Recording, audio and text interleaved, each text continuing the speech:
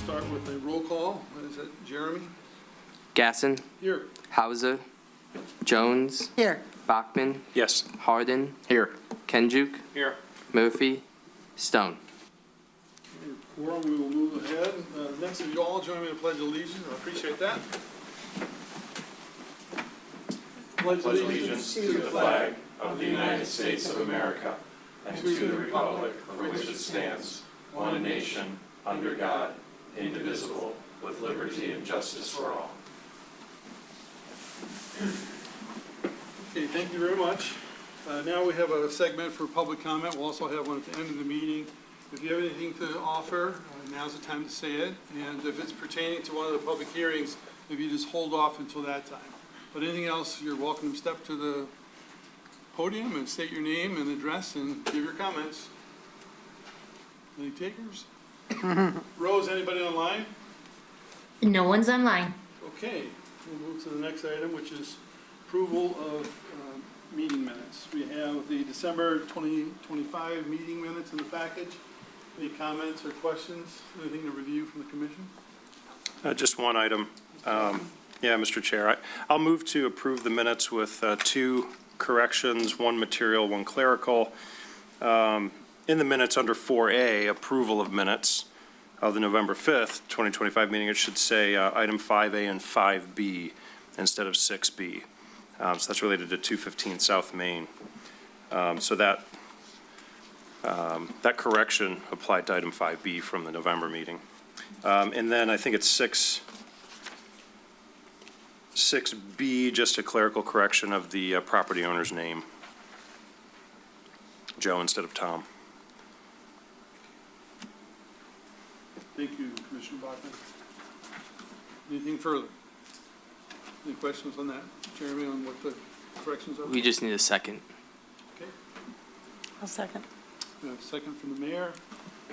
Any questions on that motion? Okay. I'll answer yay or nay. All in favor, yes? Yes. Yes. Yes. No nays? Approved. Moving on to the items of consideration. Tonight we have 4 public hearing items, so we're going to go through those. First is 134 South Main Street. Is there someone from the applicant in the audience? Excellent. We're going to hear our planner's comments on this, and then open the public hearing, and there will be a chance for you to address what's discussed. Vidya, you're online? Yes. Okay. Good evening, Mr. Chairman, members of the Commission. I will share the site plan on the screen. The request before you tonight is a proposal from Roger Berendt on behalf of the property owner to renovate an existing building within the Central Business District. The site is located on the east side of Main Street, just as you enter into downtown. The applicant appeared before the Planning Commission for a preliminary hearing on December the 1st and received some feedback regarding the project. With regard to the use, the proposed use is a professional office, which is a principal permitted use in the CBD district and is allowed on the first floor of buildings that are south of 2nd Street. So this site does comply and the use is permitted by right. There are no specific setback requirements for buildings in the Central Business District. The building is located with 0 setbacks on the south property line and a 24-foot setback on the north property line. The applicant is coming closer to the north property line by constructing a new veranda overhang awning structure over there. In our previous review, we had noted that they might possibly need a variance from the Zoning Board of Appeals for the north side yard setback. However, I want to correct myself that they in fact do not need a variance. The reason the comment was in my letter is because of an existing discrepancy in the zoning ordinance under Article 20 Schedule of Regulations. The table requires a setback. However, the text that describes below for the Central Business District in fact recommends 0 side yard setbacks. The ordinance allows for when there is a discrepancy for the better design regulations to govern, and in this case, a 0 setback is what is required in the CBD district for, that is the existing pattern of development. Hence, that is the standard that has been applied to this project. So the project at this time is conforming even with the addition of the awning structure. There is existing vehicle access from Main Street. The applicant is proposing to stripe lanes of ingress and egress. The site currently has got access all the way from Main Street down to the alley, and there is a significant slope as it goes down to the alley. The applicant is no longer proposing that. The access to the alley from Main Street will be closed off.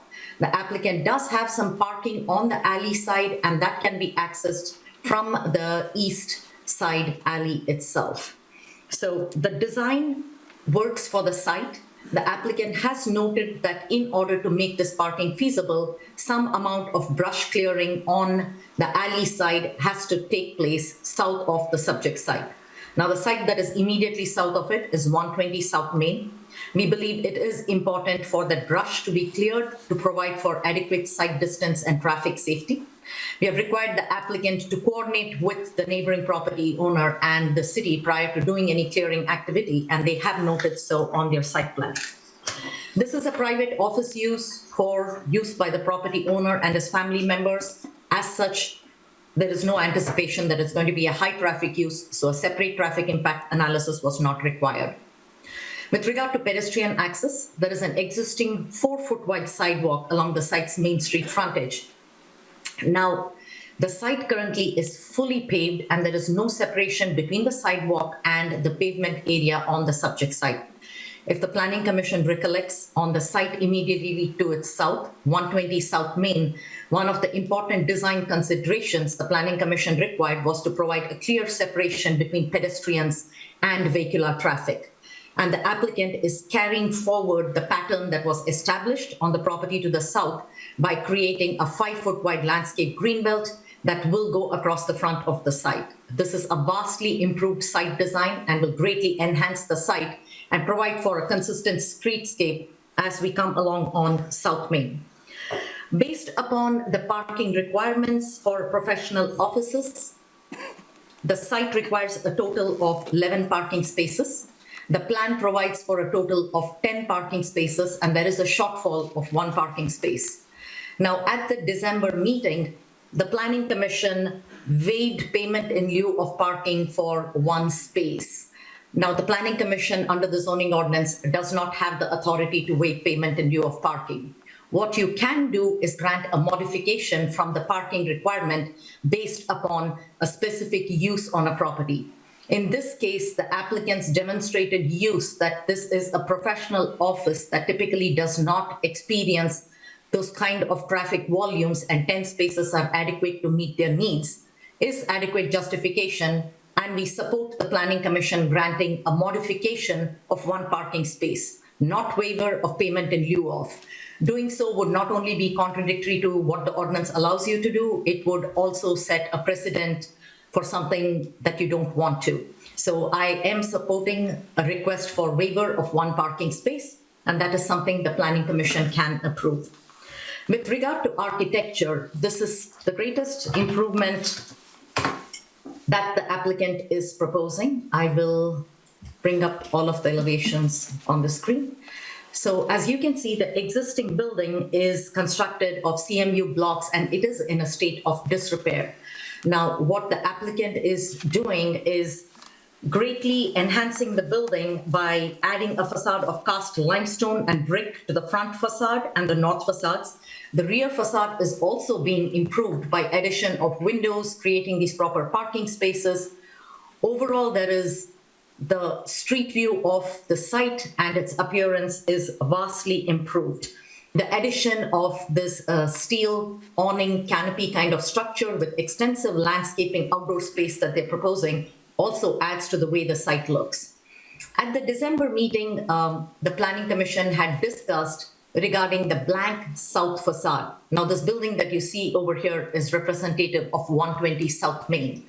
Now, the property is at the 0 lot line, so adding any relief features that would overhang the property line is not advised.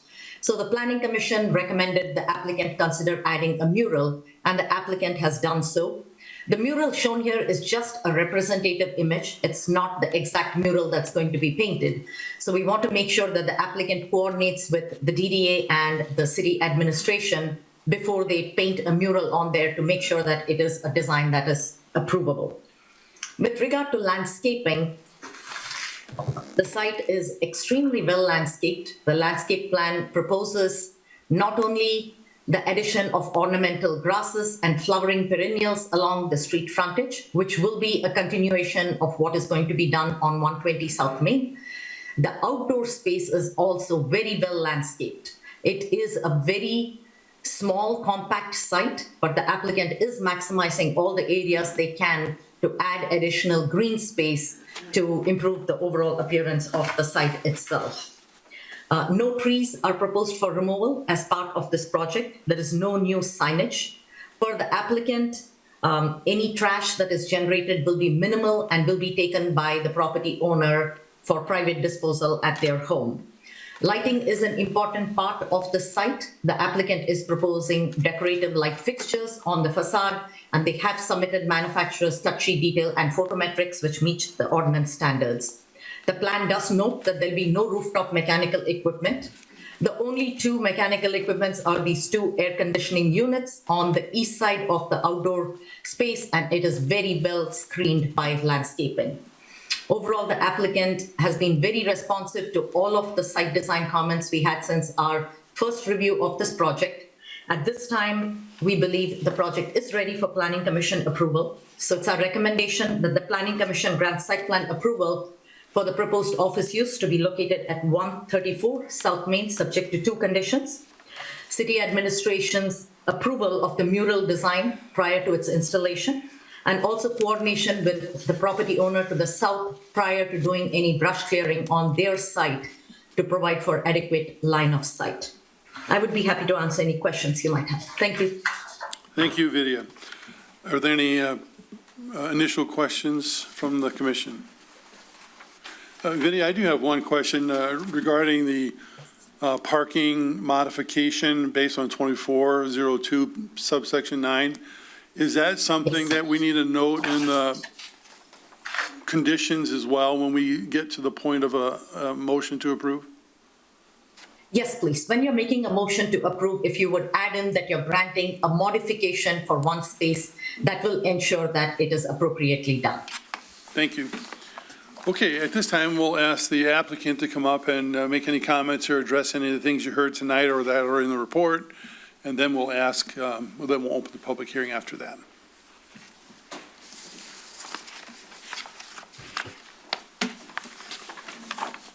Good evening. Roger Barrett, 6435 Apple Orchard Lane, Rochester Hills, Michigan.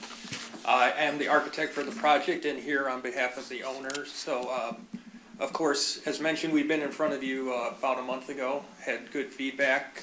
As Vidya noted, we responded to that feedback, modified the plans, and hopefully answered all the questions and are looking for our approval so we can get going on the project.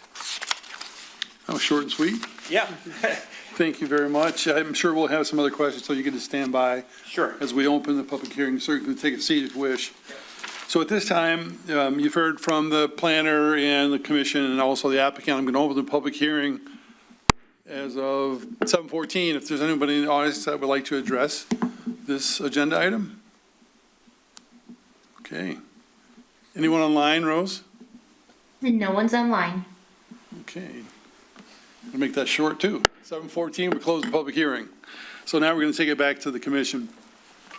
I think we had a very thorough review, and it looks like you did have a very positive review in December as well, so I'm looking for comments from the commission. I do have a Commissioner question. Bachmann? Just a question about the mural. So we had some discussion about that when it was under consideration a month ago. And so this modification that'll be part of the motion, is that binding on the site? Is there going to be a mural, or is this at the discretion of the property owner? And if they choose to do a mural, subject to the city's review? So if the Planning Commission approves the mural as part of the site plan, it will be binding on the site plan approval. It will be a condition of implementation and the mural must be painted, unless the Planning Commission actively chooses to remove that as a condition. We would recommend, however, that the Planning Commission do keep the condition in because this is an extremely attractive building The south facade alone does not gel with the rest of the building. Addition of a mural will complete the piece at the entrance to downtown. Thank you. Just to add on to that, Vidya, in the future, if this were to move forward, removal of that mural would constitute a amendment to the approved site plan, they'd have to come back. Is that correct? Yes. Okay. Yes. Okay, thank you. Anything else? I suppose so to the applicant. Is it your intention to desire this mural? Is that something you want to be part of the site plan? Yeah, I think I've talked to the owner and he's on board with doing it. He thinks it's a nice addition and he's gone so far as saying he's willing to work with the DDA or whoever for ideas. So we're not even directing what that is. We'd be happy to work with the city on that. Okay. Thank you. Cool. Yes. Just an inquiring mind question. Yes. Because I know there's 4 private offices, an executive suite, and a lounge area. About how many, I know it's a family thing, how many employees might be working there? From my understanding, it's 3 to 4 at any one time at the most. And it's, as he's described it, for his family, his kids to come and go if they need a place to work. He's got kids aged 25 to 14, so it's just, he's moving out of office in Sterling Heights, and this is where he wants to be. So it's just to run his private business, basically. I mean, because there's a lovely outdoor area too, which I Yes. think we mentioned before, some concerns about people might think that's, a place Right. to take their sandwich and hang out. So Right. it's Yeah. very well done, Thank you. yeah. I have one question and a suggestion as well. Question is, how is site drainage being handled? I know that the pervious situation is kind of a par for what was and what is, Right. but how is drainage being handled? That's a good question. I don't know if we have a definitive answer on that right now. We're working with Nowak and Kraus on it, and I know we just got a letter back from AEW on, I haven't actually reviewed the whole letter. I know there's some issue with the alley in the back with some of the drainage and where that's running to, but I don't know what AEW ended up saying about the drainage, but we're gonna do whatever the city asks to make sure we keep it properly drained, so. Is that satisfactory? Okay. The suggestion side is on your site plan, you show the barrier-free parking space Yes. with appropriate signage right in front of the vehicle with a bumper. Right, And it's property line, 18 feet, 24-foot drive, correct. 18 feet. My experience is that signage right in front of the car makes people a little worried and they leave their butt hanging out into that Yeah. 24 feet. And it will happen. So if I could suggest, you take that sign, you move it over to the left wheel, basically on the line of the parking separation. It Right. does the job and it makes people more comfortable to park. I think that would be a Yeah. good outcome for you guys, so you don't get bumpers banging out there. For sure. Okay, if there's nothing further from the commission, I'd be looking to entertain a motion.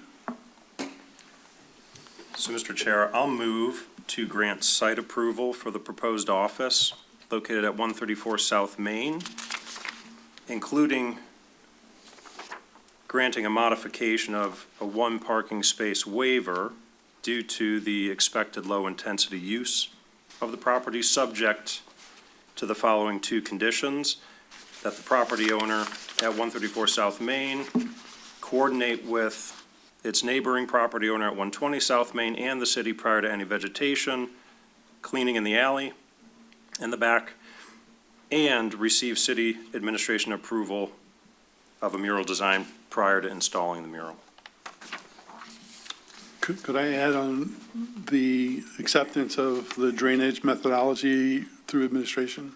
Absolutely. And just a note on the drainage, we're increasing the impervious surface probably by like 80% on the site too. So that long driveway that's sloping to the back is all going away. So that should also help with the engineering side. I would imagine it would. Yeah. Okay, do we have a second to the motion? Second by Commissioner Kenzuk. Any questions on the motion? Roll call, please. Gasson, Yes. Jones, Yes, Bachman, Yes. Harden, Yes. Kenjuk. Yes. Oh, welcome. I didn't say it in my comments, but I will say now that this is one of the nicer, more handsome Yeah. adaptations that I've seen in town in a long time, so. Thank you. Nice work, Yeah, we've worked hard on it, and I appreciate it. Thank you. and a very nice job. Okay, item number 2. Mr. Chairman, could I? Yeah. I should have said this in the beginning of the meeting, just so the public knows that because if we have 5 people here, in order to get an approval of a project tonight, we need all 5 positive votes. Or the petitioner would have the right to ask to have it tabled if they thought, might not be 5, then they could come back at another meeting, so. Excellent point. Thank you very much, Mr. Manager. Okay, the next item tonight is 139 Romeo. Is there someone in the audience from the applicant? Excellent. Okay, as I stated earlier, we're going to start with a review from the planner, and then we'll come back for public hearing. If you would lead us the way here, Vidya, that'd be great. Yes, thank you, Mr. Gasson. So the request before you tonight is from Joe Iacopelli to demolish an existing 4,837 square foot building and construct a new 2-story, 6,785 square foot mixed-use building. You know, the site has got a total area of 0.28 acres, and it's extremely unusually shaped. And it is located on the north side of Romeo between High and Main Streets and is zoned B1, which is General Business District. They did appear before you at your December meeting and received feedback on some of the site design items. With regard to the use, the construction is of retail space on the first floor and 2 residential units on the second floor. Retail uses are principal permitted uses in the B1 district, and the upper story apartments are a special exception use in the B1. With regard to setbacks, the required front, rear, and side yard setbacks are 15, 3 feet, and 10 feet with a combined side yard of 35 feet. Now, the proposed setbacks are 21 feet, 180 plus feet, and 0 feet for one of the sides. So the building does not meet the minimum side yard setback. As you can see on the site plan, the new building is located on the east property line. So this is a 0-foot side yard setback. The combined side yard setback required is 35 feet. So 0 plus 11.48 gives you only 11.48. So they don't meet that either. Now, the Planning Commission does have the discretion to modify setbacks for the B1 district, but the applicant needs to provide justification based on specific standards that are listed in the ordinance. Now, the applicant has summarized the reason for requesting those based on the ordinance standards, and the reasoning is that the front yard is consistent with the existing development pattern of the neighboring properties. The applicant also mentions that placing the building along the east property line allows for a full access drive on the west side of the site. I will discuss the access further down in my letter because access is on the neighbor's property too. And the 0 side yard setback still maintains a 10-foot separation from the existing building that is on the east side of the site. We are supportive of the applicant's request for modification from the side yard setback because creating any side yard setback over here will severely impede circulation on this site, and we believe circulation is very important to provide ample room for the two-way movement of vehicles. So placing it at the 0-foot side yard setback and still allowing for the 10-foot separation is not unreasonable. Now, the site's frontage onto Romeo is currently fully paved. If you have seen images of the site, I have also added it in my review letter. It is entirely paved, and access to the rear of the parcel is not possible without use of the property to the west. Now, access to these parking spaces by the property to the west is also not possible without using the applicant's property. So we had required the applicant to execute a shared access agreement with the property owner to the west. A copy of the shared access agreement needs to be submitted to the city attorney for review. I believe the applicant has already either prepared a draft for submission or is in the process of it, and they are aware and will be submitting the required document to the city attorney for review. We want to make sure that this document is not only reviewed by the city attorney, but it is also recorded with the registrar of deeds prior to the issuance of a certificate of occupancy. That could be an appropriate thing to do because in the future, should the property to the west get sold and the new property owner does not get along with this property owner, they can decide not to allow for this access. Recording of the access easement agreement provides protection for both property owners and is the right thing to do over here. With regard to pedestrian access, there is an existing sidewalk along the site's Romeo frontage, and there is a new 5-foot wide sidewalk proposed on the front of the building because this is the main entrance to the retail space itself.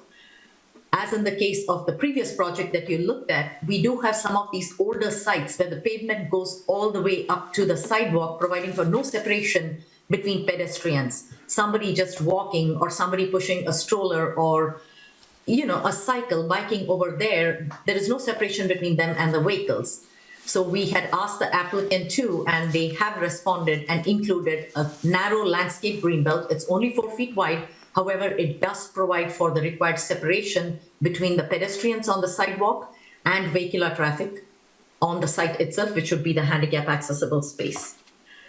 Based on the ordinance standards, parking requirement for the subject site is a total of 12 spaces. That includes both the retail use and the 2 one-bedroom units that are located on the second story. The site plan notes a provision of 9 parking spaces, including 1 handicap accessible space. Now, the ordinance does prohibit location of parking in the front yard of a building in the B1 district. This parking space is not permitted. However, due to this odd shape of the site and the fact that with the front entrance over here, in order to comply with ADA requirements, this is the only possible or feasible place that they can put in handicap accessible space. You cannot have a handicap accessible space in the rear of the building with someone in a wheelchair trying to traverse down the main access drive. So we believe the space required over here is essential for barrier-free accessibility to the building, and the applicant is definitely improving the existing situation over here. However, since the ordinance does not necessarily permit this or the Planning Commission to grant this modification, the applicant will need a variance from the Zoning Board of Appeals, and we are supportive because we believe the applicant does have practical difficulty in this case. Now, the site plan sheet also notes that the applicant is seeking a variance of 3 parking spaces. So the site, if you look at it, the applicant has got parking spaces here, and they do have parking spaces at the rear of the site. Now, it is a reasonable assumption that any patrons coming to the retail use over here are going to turn in and try and use these spaces too. They are not going to know that the property line stops over here and they are expected to go here. If these spaces are empty, visitors to this retail space are just going to pull into the space. So we had asked the applicant to make sure that they have a parking agreement too, a reciprocal parking agreement to avoid any trespass issues in the future. The applicant has stated that they would be getting into some agreement with the neighboring property. And once again, this too must be reviewed by the city attorney. Now, the shared parking agreement cannot replace the need for a variance from the number of parking spaces. The reason for this being the ordinance allows for shared parking spaces only if each of the individual units has the space that it requires, and the spaces that are being shared are the surplus spaces. Now, both uses, or there have to be non-overlapping hours of usage. If the hours of usage of this use and this use are the same, you cannot count the same spaces twice. So the shared parking agreement will help protect both property owners from trespass issues. However, the applicant will need a variance for those 3-space shortfall. The site plan notes that there is no trash enclosure will be provided, and trash will basically be done through, I'm going to zoom in a little bit on the site plan. This is labeled as a trash area. So they were going to have 2 trash cans over here, which will be emptied out. Now, while that might be okay for the residential use, I'm not sure how that works for a retail use. Depending upon the retail use, some retail users do generate a lot of cardboard, paper waste, so on and so forth. So we would like the applicant to explain that to the Planning Commission. The applicant has submitted a photometric plan and manufacturer's cut sheet details, and it does meet the ordinance standards. With regard to the architectural facades, this is the proposed elevation. This proposed elevation was well received by the Planning Commission at the December meeting. Now, this is the view of the rear of the building. This would be the view from Romeo. This is the handicap accessible space. This would be the access drive leading to the back of the site. And this is the northwest elevation. The northeast, this is the one that is located at the zero setback line itself. The building is to be constructed of burnished block foundation, which is what this lighter gray thing you see over here, lighter gray material that you are seeing over here, black, green, and wood siding appearing metal panels. The rest of it is all metal panels. When we did the preliminary review, we had some reservations about the green color being proposed here. However, the Planning Commission was pretty comfortable with it and believed it actually added to give the building a distinctive character of its own. And sometimes the green color doesn't necessarily translate well from the manufacturer's specs to something that is printed out in a printer. So the elevations that are proposed gives the building a very modern and streamlined building appearance itself. With regard to landscaping, the applicant has submitted a landscape plan for the site. As you can see, the frontage will have a tree and it is also shown with some shrubs. And there is going to be lawn area here that would separate the parking space from the public sidewalk. The rear of the site is very unusual in that it is this elongated piece. All these are single-family residential homes to the north. This portion is basically not really usable for the applicant. The applicant's development stops here, and they are planting more trees and decorative shrubs in order to provide for landscaping on the site itself. We would like clarification on the proposed method of irrigation of this parcel, of all the landscaping on the parcel. We also wanted to note that the sheet is labeled as conceptual landscape plan. Once the Planning Commission approves it, it no longer is conceptual. All the plants, the specific plant material, and the numbers are what must be planted. Any change to it will require the applicant coming back to the city for approval. So just wanted to make the applicant aware that it is no longer considered conceptual. This is your landscape plan. With regard to screening, the ordinance requires a screen wall to be provided on the sides of a parcel that abuts single-family residential. And as I mentioned, this is basically where the single-family residential is located. I will go back to the site plan so you can see how it looks. This is the retaining wall at the rear of the parking lot. You can see the homes over here. This is where the existing building that's going to be demolished is located. So there is a retaining wall and there is a fence located on top of the retaining wall.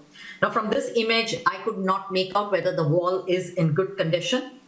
If this wall is not in good condition, we would recommend that the applicant repair it because they are working on pouring a whole new parking lot and there is going to be new asphalt pavement. We don't want it to affect the integrity of the wall. If during the process of pouring this, the wall can also be repaired in order to ensure that it remains sturdy, that should be done. The renderings basically, as I showed you, just note a placeholder for wall signage on the front of the building. At such time the applicant has a tenant, they should just submit it to the city administration for approval to make sure that it meets the size requirement. Now, this proposal is basically the redevelopment of a blighted site. All of you have driven past the site. The building on there was a fire damaged building. This parcel is very irregularly shaped. I have no idea how it even got platted or divided into this awkward shape or how it even got recorded as such, but it exists in its current configuration. So the site design proposed by the applicant attempts to maximize the use of the parcel by definitely improving its appearance. It is an eyesore at the present time. So it is our recommendation that the Planning Commission at this time grants site plan and special exception approval for the proposed mixed-use building to be located at 139 Romeo, subject to the following conditions. Planning Commission approval of the modification of side yard and combined side yard setbacks, submission of the shared access agreement for city attorney's review and recording of the agreement with the registrar of deeds prior to issuance of certificate of occupancy. Similarly, a shared parking agreement to also be reviewed and recorded. Zoning Board of Appeals approval of variance for parking and variance to allow parking to be located in the front yard. Clarification regarding trash removal for the retail use. clarification regarding proposed method of irrigation, repair of the existing retaining wall along the northeast property line if it is required, and approval of all signage by city administration prior to its installation. I would be happy to answer any questions you might have. Thank you. Thank you, Vidya. Are there any questions, initial questions? Commissioner Kenzu? Yeah, I just want to clarify something. In the front of the building where the handicap parking is going to be, there's going to be an addition of a sidewalk right before the building, and then there's going to be a little green belt near the street. If that sidewalk and green belt was not added, would there be the possibility of putting 2 parking spots there? The applicant initially, I believe the first concept plan we reviewed did have 2 parking spaces, if I'm not mistaken. However, this is the only place where they can comply with ADA standards. They would be non-compliant if they tried to stripe it anywhere else. So the applicant had no choice but to eliminate and put 1 handicap accessible space. Also, because it is a retail use, it needs to be accessible to everyone, and the minimum required width in order to provide the barrier-free accessible ramp area would be 5 feet. So that is why the applicant had to put in the 5-foot wide sidewalk and the barrier-free space in the front. Okay, so just so I understand, because in order to be ADA compliant, there's no other way to fit 2 spots there if it wasn't. Yes. We couldn't put yes, correct. We couldn't put in 1 ADA compliant spot and then a second spot if we, for example, eliminated the green, little green belt. The challenge with that be is the applicant needs a variance to put the parking space along the frontage. Right. They would have justification for putting in 1 parking space because they needed to meet ADA requirements. There would be no justification to put in a second regular parking space when somebody who does not have a disability can very well park at the rear of the site and walk over to the front entrance of the building. So they would have a tough time making a case to the ZBA for practical difficulty for a regular parking space. They do have a case to make for a handicap accessible space. I asked simply because I see some similarities to the building that we just approved. Right. The difference in the previous building over there was it was located in the central business district. There was no prohibition of parking per se, and we wanted to continue the green belt that Planning Commission had previously approved for 120 South Main. You had approved a 5-foot wide green belt, and the applicant would have been able to carry it, which is why we made the recommendation in our initial review of that project, and the applicant carried that through. That's the reason for the distinction on that particular project compared to this. Okay, thank you. Yes, Mayor. Any others? I think I have probably a Commissioner couple Bachman? questions. Thank you, Mr. Chair.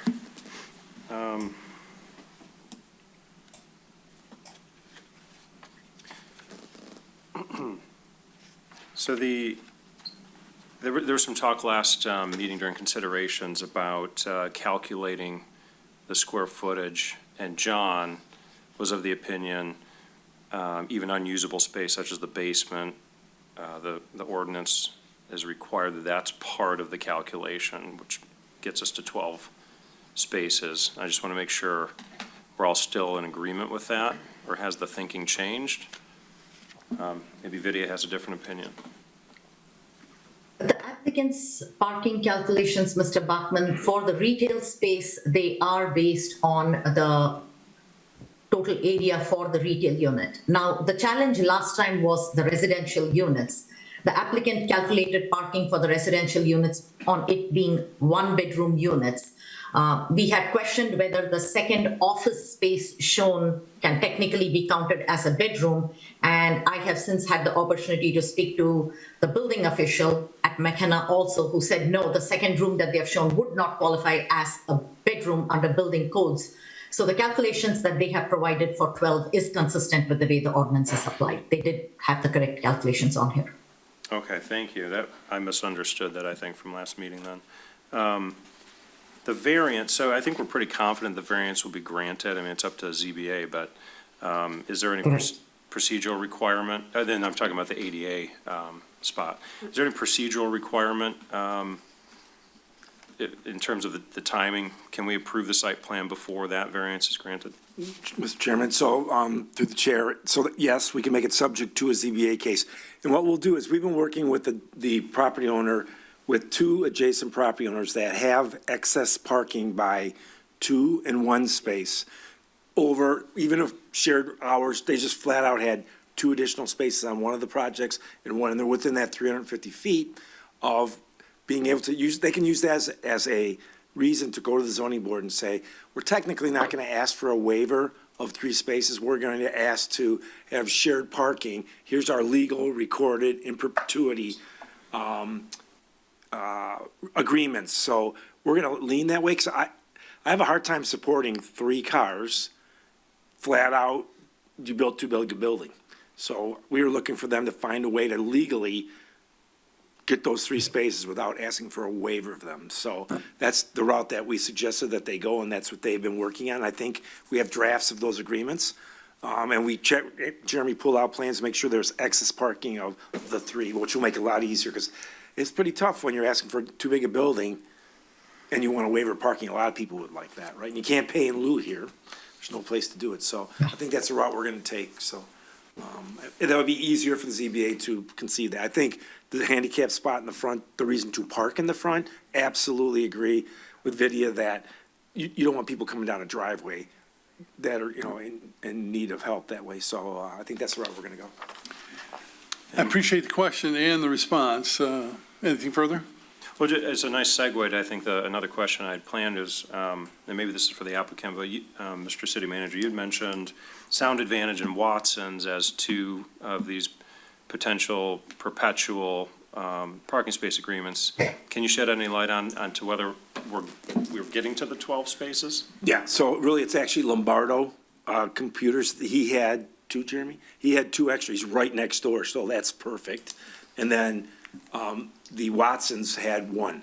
So they just need those 2. So we don't need Sound Advantage because it was a little bit far away, and they have draft agreements that Attorney Crott has already reviewed. The applicant can say if he's got them signed or not already, but that would also be contingent on getting those executed, or they wouldn't have appropriate parking from the ZBA. So we'll make sure that that's a condition.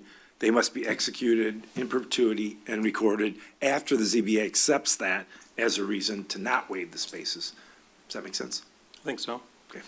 And then, sorry, one last question that's related to the setbacks. There's some language in the code related to fire and other public safety considerations. So I just want to get the opinion of the city to make sure everybody's comfortable from the city's side. Yep, so that's a lot to do with the building code, where you can't have entrances or, what would be the right terms, Mr. Architect? You have to protected openings. Protected openings on the side of a building that's adjacent on a property line. So in this case, like Vidya said, there's a 10-foot separation. So they talked to Randy, and Randy's okay with this, so. Okay. The building officials, all right. Great question. Okay. We're now going to ask the, no, not at the moment, but I will give you an opportunity when we open the public hearing. If you would go back to the audience seating, that'd be, would you go back to the public seating, please? Yeah. You'll have a moment, you'll have a chance in just a moment. Is the applicant here, and can they address any of the comments that the planner offered?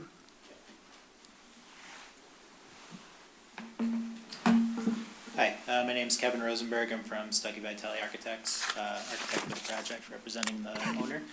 I won't go into too much details. Everything was covered pretty well. Just responding to a couple of the comments on the project. Like Nick mentioned, we have agreements with Lombardo next door to share 2 of their excess spaces that they have, Watson's to share 1 of the spaces. We have letters of intent signed by those parties to move forward with the agreements. We have a draft of the easement agreement. Vidya brought up some of the shared access road, where the access road is going over the neighbor's property. So we have an easement draft worked out that's going to solidify all that and make sure everyone is all sorted out. The garbage was mentioned. We're showing 2 cans there. I think we can expand that enclosure to 3 cans, 1 for the ground floor business tenant. But basically, assuming that the business tenant would dispose of their garbage with a garbage can to the curb like the residents would. And then irrigation was asked about. The landscaping that's on the landscape plan is drought-free landscaping, and we have a note that the landscaping would be the responsibility of the landlord, the owner. So we won't be putting in any permanent irrigation systems, but, you know, watering and maintenance and those sorts of things would be handled by the owner. Yeah, I think that was the main thing, but yeah, I think we worked with an interesting site to find a way to kind of maximize its potential and definitely solve a situation with the previous building that was kind of an eyesore for the neighborhood. So we're hoping to get the planning commission's approval on the 0 lot line and then move on to the ZBA for the parking waiver as well.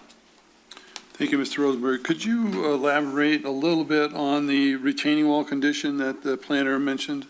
Yeah, the retaining wall it's basically kind of railroad ties stacked up as a retaining wall with the neighbor's fence above it, and the railroad ties have kind of shifted over time. It's an old wall, so I think we're assuming that after the demolition of the building, construction of the parking lot, that some repair to the retaining wall will definitely be required, but that's something that the owner is willing to do.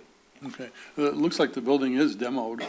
I didn't notice the fence so much or the wall, but the building's gone. Yeah. Yeah, okay. So because of that, yeah. Yeah, okay. Yeah. Okay, we may come back to you for some other questions. We're going to open the public hearing, so if you're just going to stand by. Sure. Okay. It is 7:47 and open the public hearing. If anyone would like to speak on this matter, please approach the podium and state your name and address. Yes, my name is Joseph Kanu.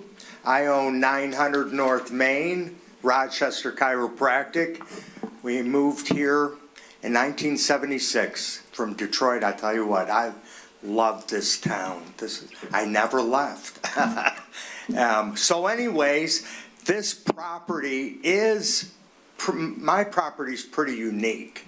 You're familiar with 900, how it goes all the way back. And I do have plans to expand. I have 3 doctors that work with me, 12 massage therapists, and I've always wanted to expand my either build back there, or create parking. So I have parking. I just spent over $3,000 to have the property surveyed again. And within 3 days, your bulldozers, just bulldozed over the pin, the stakes, all the markings, and then you piled a bunch of stuff on my parking lot. And I use that parking lot, especially for the parade. We have a big parade party, and I invite all of you to come to that. We have a lot of food, the front porch. We all sit out there. I have a float. It's just a wonderful time. And I need parking. I needed that back parking. I asked you guys, who owns that building? Is that you? I do, yeah. Oh, you do? I'm Joe. Joe. Joe. Wow, our name, remember, Joe. So, I do use that lot back there, not every day. I definitely do on parade day. It kind of sucked because I called the city. I think I talked to Jeremy. Are you Jeremy? And you said they'd move it. They moved some of the stuff. They didn't move all of it. And then my snow plowers couldn't get up that hill to plow. That just didn't show me a lot of respect, Joe. But anyways, so I kind of was just wondering, part of the plan, what you guys are doing, you've already demolitioned my whole, the markings of my, no, you didn't? You did. Mr. Kanu, if this kind of sounds like it's something you should work out with your neighbor, I'm glad you brought it to our attention. I think administration I'm just wondering, it's approval from you, though, what they're going to do to encroach my property. I just don't want that to happen. Yeah, I appreciate that very much. Because it's already been encroached. And that's all I have to say. Thank you very much. And Joe, if you would kind of get together with them, not unless you have a comment on your property, go right ahead. Do you want me to address that? I do not. I would, if you have something relative to the project, I'm all willing. Okay. All right. Can I just get your number? Excellent. Is there anyone else in the audience that would like to address this topic? Anyone online, Rose? No one's online. Okay, I'm going to close the public hearing. My watchman Zonker's here. 7:50, we close the public hearing. Okay, thank you, everyone. Now, back to the commission. Do we have any comments or any questions of the applicant? Nothing. Ms. Mayor. I'm just struggling with doing approval tonight because there are so many things that still need to happen. So I feel it's premature. Some of it, I don't know if the attorney has reviewed yet. So I guess I need to understand that more. It has to go in front of the ZBA. I mean, they're listed here, 8 things that have to happen before approval. So I'm really struggling with an approval tonight. That's a great perspective. With this many items, and some of it is rather complicated, or at least it's involved, I get that point of view totally. I think when we look at it, we also have a special exception too, which Right. we really haven't talked about a lot. But we have a variance for parking 2 ways. Yep. And then we have easement approval. Agreements with neighbors, both residential as well as the parking spots. Yes. It just feels like, it feels like there's a lot still that has to happen. My name is Joe Acapelli. I'm the Joe, if owner. you could Yes. stand by for a minute. if I you just don't want to mind. address your question with the easement, if I may. No, there- we're at commission comments right now. And you're going to be asked again, the public hearing's closed, but you're the applicant, you're going to have a chance. Okay. Okay. Anything further? Any other similar sentiments that the mayor's offered? Okay. I suppose that there's a reason to want to, take it slow. There's a lot going on, it's complicated. And I think there's some things maybe outstanding with the applicant, or I recall Commissioner Harden, you had requested some materials be brought in. The color specifically, it's hard to tell on the sites and printouts and so forth. I don't know if that's happened. And I think one more question for the applicant, if they're comfortable with the conceptual landscape, if it were approved, if that's ready to go. But I suppose I share the mayor's concern to a degree. You could persuade me to, get it over the line tonight, but I'm just here to it's listen. reasonable. Okay, Mr. Harden, any comments on your side? Yeah, I had a question. Looks like you're proposing to leave the existing asphalt driveway that connects to Romeo there, which is a little confusing to me. Everything else looks nice on the site, but that's a narrower width. It's all tore up from construction already. I can't imagine what it's going to look like after the fact. Are you planning to Joe, Kevin, realign that drive? Would you come or- back to the podium for that answer? Sorry to interrupt you, Mr. Harden. You're good. All right, so everything will be replaced. Everything on my property will be all new. In regards to that easement, just to address your question, there is already easement established there now, but the language in the easement did not include me or my property being able to use the parking spaces on Mr. Lombardo. So the easement's already there. All we're doing is changing the wording that we can now share the 2 parking spaces. And that Which is has- very reasonable for him, and also Mr. Tony Puma agreed, it benefits him too, because then now he can let his traffic come through my property. So we're both benefiting on that, on the parking and the easement. Can I ask a question? Absolutely, Ms. Mayor. So has that gone through our city attorney and all of that? I got the has- signature from Mr. Puma, I brought that to the city, even Tony Lombardo signed my easement document, it's already been signed. Once the city attorney looks at it, if he wants to change something, we'll then re-sign it and notarize it, that's all been done. But I think the most important part is that it hasn't gone through our city attorney yet. I I just feel, submitted- I just feel like there's numerous things here that have not made their steps yet. Oh, good, good. Mr. Crott, could you add a little more to this conversation? Sure, yes, I was provided a form of the shared access agreement, and then I responded back to the developer in the city that it was in proper form as far as I was concerned. Obviously, it wasn't signed or recorded, but that's often something that they wouldn't get a certificate of occupancy without that being recorded and sent to the city. So I reviewed the shared access agreement, and I'm fine with their form. Thank you. And if that were to proceed, they were doing it at their own risk prior to it being executed and recorded, right? That's right. Okay.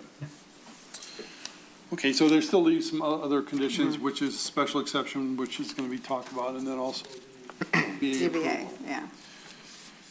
Okay. I do have one other question, real Sure, quick. sure. I'm confused about the garbage a little bit, because if there, you don't know what the retail, it's going to be one retail business, right? And so I think Vidya did point that out. The retail businesses usually do get big cardboard, but it sounds like everyone's responsible for their own garbage. Well, just like the properties to the east and the west, they all bring garbage cans to the front. Sure, to the curb. so do we. So we're Yep. gonna do the same. If we need two for one of the units, we can have two, and then one for each one of the one-bedroom apartments if that's necessary. But I don't see a problem with that. So that's okay with the city, that the city garbage Yeah. can be picked up on a retail business? Especially not in the core. In the core, obviously they could use the dumpsters, et cetera, but off-site, they can handle it that way. Okay, thanks. You're welcome. Anything further? Yeah, I don't think Commissioner Mr. Hart? Chairman, I got an answer to my question, or I got a answer, but not the one that I was hoping to get. You said you're going to improve everything on your property. I understand that. There's a section of asphalt between the sidewalk and Romeo that's in terrible condition. Sidewalk and Romeo. If you look in, if Oh, video of that's- some, can go to, yes, that one. Oh, of course, the approach, you mean, yeah, oh, yeah, that'll be all And redone. Yeah, if I may, I think the intent was, it's going to remain as in, we're gonna leave the driveway there, not the actual physical pavement. I think that's, Okay. the note says that, yeah, but we would make them redo that. And the other one, it's still shown on there as well, but I think I think maybe it was on the rendering, was going to be removed and sodded over and. Yeah, because we have to, cross the road to tie in the water main, the sewer main. So there's gonna be disturbance there, and it'll all be repaved. We will- Okay, that's what I Yeah, was- of course, yes. yeah, by all means. Mr. Harden, this access drive is written TBR, that is to be removed. So this one will be, this approach will be completely removed. And this one, I think what the applicant just said, they're going to repave this entire approach, I'm assuming. Thank you, Vidya. Mr. Chair, so the mayor, I think, addressed, and Mr. Attorney Crott addressed the shared access agreement. And sorry if I'm going over this, and we don't need to, but I just want to clarify the perpetual parking agreements with Lombardo and Watson. Where are we at in that stage and process? Like I just indicated, I have signatures from both parties. One, Mr. Lombardo has signed the easement agreement with the exhibits. It's notarized, it's ready to be recorded. But of course, the city has to, look at, review it and see if there's anything they want changed. And we'll have to go back and have him re-sign it again. But he's very cooperative. So I don't have any issues with him. And then also with Tony Puma, he signed an agreement also. And I think you guys have a copy of that, right? I did drop it off at the city. That one, the one regarding Mr. LaPuma, that was submitted post packet going out. So that one didn't, it wasn't included in the packet because it was already out, so. So I've addressed all that. If I may complicate it even further, if the ZBA decides because of the shape of this lot, we're just gonna waive 3 spaces, they wouldn't even need, they need the shared driveway, but not the shared parking. I would rather have the shared parking, so I know there, because it's a retail space. We wanna make sure there's enough parking there. Guests coming to the condos, it'd be nice to have those 3 spaces committed to, so they could be used without neighbors arguing about, hey, you're on my property. So I'm gonna shoot for a condition that would say, I want the 3 spaces, which they will legally have tied up, so. So I mean, make that a requirement.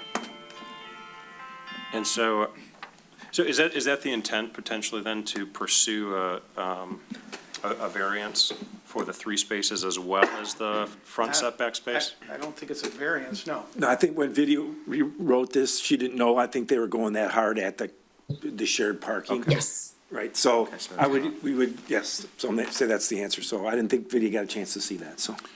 Yes, Yes. Vidya? Yes, Mr. Bachman, I was not aware of shared parking agreements being negotiated for the 3 missing spaces. If the applicant is able to get shared parking agreement for the 3 spaces, and those 3 spaces are surplus spaces for those businesses also, the applicant does not need a variance for the 3 spaces. So the shared parking agreement of surplus existing spaces within 300 feet, the ordinance allows the provision for that. In that case, the applicant would only have to go for the ADA compatible space in the front yard. We found out today, literally, Vidya's like, I didn't see some emails for the last 2 weeks, so we're going to the cloud. I think that's the right, yeah. And our email, Holly got an email from me that was 3 weeks old that just popped in at 4 o'clock today, so we apologize to Vidya. A lot of this correspondence was sent email-wise over the holiday, but it didn't make it to her, so sorry about that. Okay. Joe, I'd like to go backwards a few steps. I don't think I heard you state your full name and address. Oh, Joe Acapelli, 38329 Dodge Park Road, Sterling Heights, Michigan. Thank you. And I'm in the process of possibly moving to Rochester. I love this city. That would be great. You'd be Yes. just like Joseph, Yes. guy before you. I had a couple of things I'd like to add to the questions, which is, when you look at the building, it's rich in features and style, except for that east elevation. If I understood your drawings right, it's just this brown wall. Well, it's a parking structure, a lower level parking structure. So there's absolutely nothing that looks at it. You know, there's no visual there. So when I looked at it, maybe I was thinking that a little bit. I was more thinking you were looking at it from a fire separation kind of thing, from a 10-foot away building. But the thing I want to throw out there is that we've had, at least in my memory, at least 2 buildings similar. The Tide laundromat, where there was a big wall like that, same thing, kind of have a fire protection. And there was some aesthetics built into the wall. And I don't know, based on that, what really that is, honestly. But some impression of detail or something like that. And on another building it's been a long while now, but apartment building / retail on the ground floor on 2nd and Walnut. Same kind of thing, a big wall facing a nothing building. I understand, but there's an elevation drop, I think 4 to 5 feet, isn't it? So it's not really, you're not looking at it from ground level. If you're up on the neighbor's property, looking at my building, you're only seeing the 2nd floor. There's an elevation drop there. Yeah, I think maybe when you look at it from your neighbor's view, I'm talking about everybody going down Romeo. Well, they won't see it. They're gonna see a parking I structure. beg to differ. There's about a 20-foot vantage point if you're going to the west, that you will see that wall. And I'm throwing it out there. Maybe you can see through the parking structure at the Y, yes. No, I probably. think you'll see that upper left thing, upper left, you'll see that quite clearly going west on Romeo.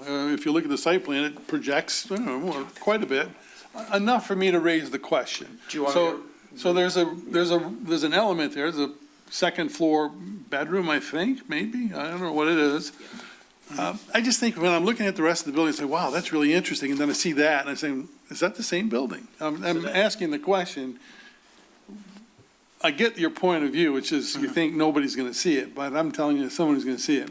I went back and looked at it tonight, and I tried to imagine where the building would be, and I thought, there's enough there that I'm gonna ask the question, so that's what I'm doing. Sure. So, understand.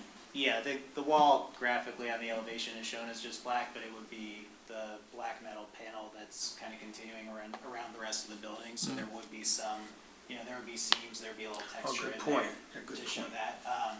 We did have the units on the other side of that wall, so we didn't want to put windows that would be facing 10 foot away from whatever's Office. happening in the parking lot of the neighboring building. So that was our thought in leaving it solid, along with the potential for, fire separation if that was a need. Mr. Chairman? Yes, Vidya. I would just like to ask the architect, if it is possible, this is your front facade, we are talking about the wall on the other side here. Is it possible to wrap around some of this material only for the visible portion? Like some of the buildings that are, they have a wraparound for a certain distance, only the visible portion, not the rest of the wall. Is it possible to wrap around some of this material for some distance on the other side so that what Commissioner Gasson is saying, when you're driving, it's going to look like a handsome building all around? So is that a possibility? Thank you. It is, It's wrapping now on the second floor, all the way around with metal. I think if the wood were to wrap around the corner, that is something we could look at. Yeah. Yes, right now, this is what it looks like. It does not look like anything is wrapping around. It actually looks like a solid painted block wall. So we are basically talking about wrapping it around maybe up till here, because this is the area that is going to be visible. The rest of it is fine. Oh, it does say black metal siding, but the way it's represented doesn't. Is it possible to like use some of that wood siding also to give it a relief feature, because that sort of makes the black To pop? make the turn, sure, that would look nice, sure. We can come in, 20 feet, whatever the distance is, it's visible from Romeo Street, and maybe put the brown wood grain metal. That would really, really look nice. That's a good idea. It's your That would look building, I'm good. just throwing out an idea. Sure, I like your ideas. Okay. Anything further from the commission? Yes, Ms. Mayor, sorry. That's okay. I'm just I know, leaning this that's direction, okay, everybody that's seems to be okay. sitting No, over there. No problem. I think what would be helpful to me, because I feel like there's chatter about, well, this was submitted and then this came in later, and then if we can just go through 1 through 8 and figure out where we are and what's Sure. still needed, it will help me with my By all decision. means. Does that make sense? Yeah, and as we're going to add on to that, as we're going through that, Joe and Kevin. Sure. Remember that tonight, because we're only 5, if you feel like we're all going one direction, good for you. If you feel like there's some differences of how this could end up, you might want to think about, deferring. I'm just throwing that out there. Because we all have to I would say like to- one way or the other. I mean, ideally, I'd like to get approved tonight. I want to, by spring, get started on this project. It's going to take months just to do the architectural drawings. So ideally, I'd like to get approved, and I'd like to address any concerns and make you feel, comfortable that we're going to do what you would like there. Okay, so let's go through those 8 Yeah. items again, as the mayor is, actually, it's 8 items. If you could do that You one by guys one. have- yeah, okay, perfect. Okay, hit it.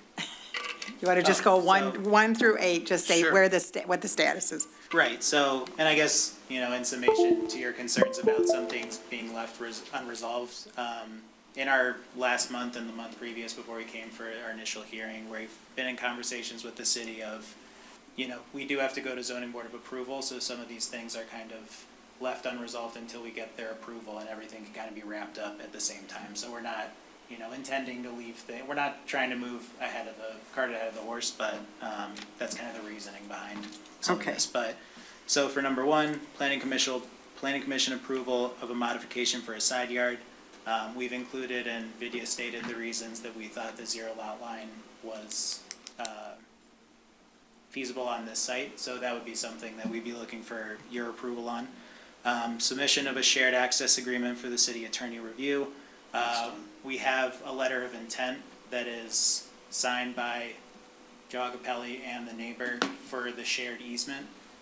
So the letter of intent is there, that was accepted by the city. We have a draft of the easement ready to go, so that's Signed too. basically signed and completed. Is that also including the houses that are there that you? There's no need for the houses. There That's is- on the other side. Oh, I thought that No, was just mentioned. Lombardo, no, just Lombardo and Mr. LaPuma. No, she Okay. was just saying there are homes on that side, but Not that there was any, Yes. okay, If I can No. add to what okay. Yes, no, yes. what I think you just said, and back to what Attorney Crott said, he reviewed the draft prior to signatures. You've now gotten that document So signed. I have yes, I had my my engineer draft up redraw the same easement that's already been recorded since 82, I think, which that easement says that Mr. Lombardo has access, we share my property to access his parking. But for some reason, when they did it in 1982, they didn't incorporate that my property would be able to also share his parking. So all we did was just redraft the easement saying that he's allowing us to use 2 of the parking spaces.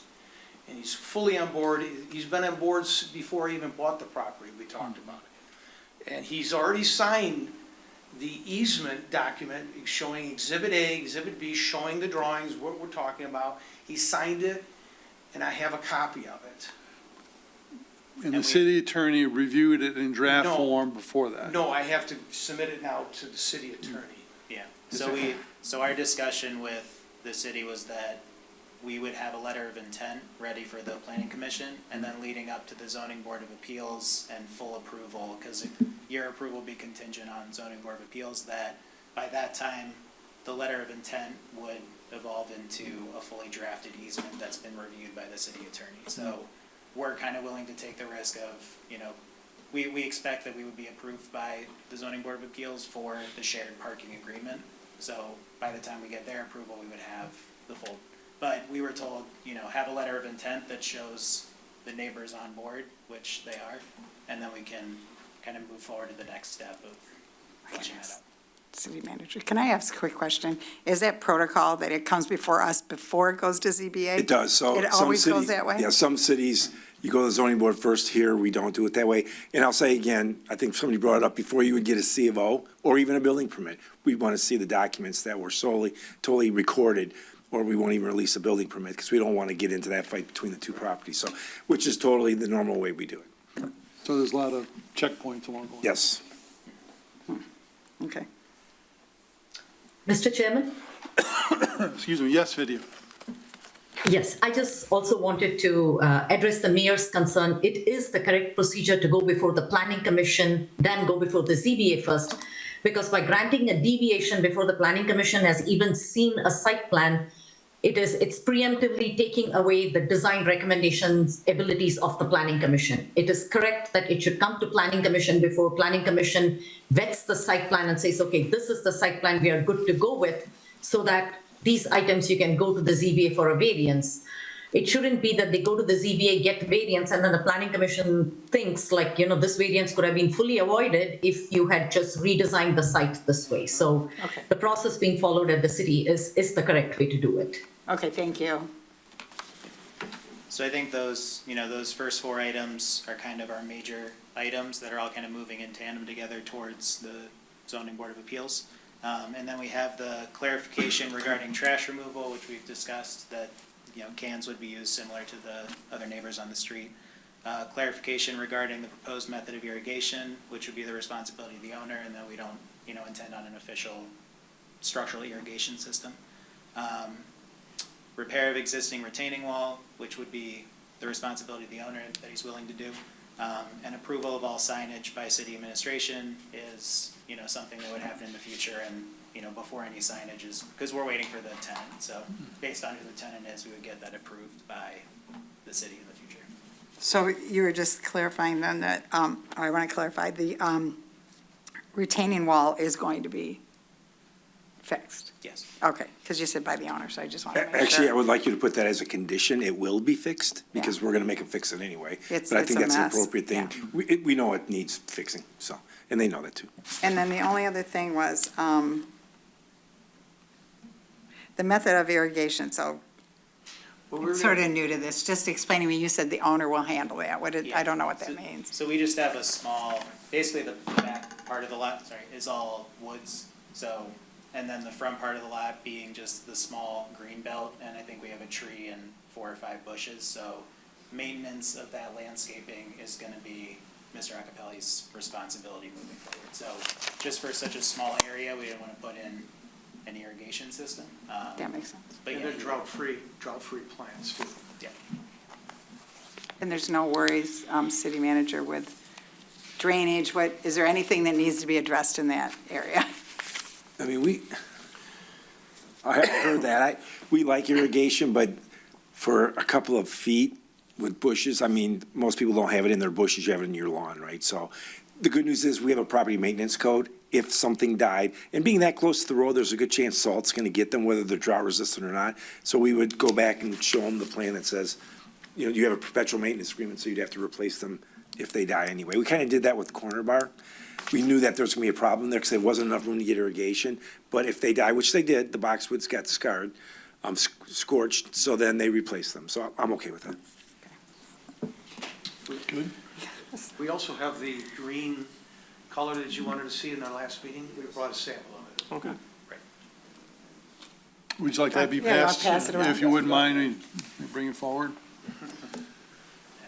Okay, as we're looking at this, guys and gal, you want to think of a motion?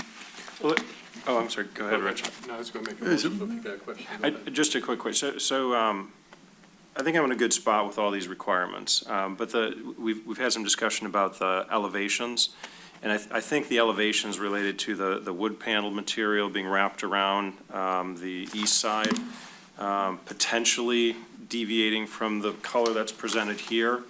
Those are kind of two outstanding things, which I think are outside site plan approval, meaning city council could address those and potentially change those, or do we need to incorporate that? Yeah, so motion. it stops here. So you could say, as a condition, we'd like to have a modified site plan. It's conditioned on wrapping the same materials that you see on the rest of the building. Video's not in your head there, so that we would, it would just be that 20-foot space that would be an optic coming down Romeo. So you can do that as a condition. So it would be, again, not a suggestion, it would be a condition that we modify the existing, well, I guess that would be the eastern facade to have wrap around 20 feet of the wood-like material would be fine. That would be a good condition. And it sounds like the developer's okay with that, so. Just, that's a big, Yes, Ms. Mayor? I just want to clarify, because I was leaning towards a no, and I think that everyone here probably felt that, and since the vote goes a certain way. I appreciate all the answers. I feel like it is moving along. I appreciate your support on where everything is, and NVIDIA, feeling comfortable with it, and so I'm leaning a different way now. Very good. So if that helps anyone in making their motion, yeah. Commissioner Kenzu?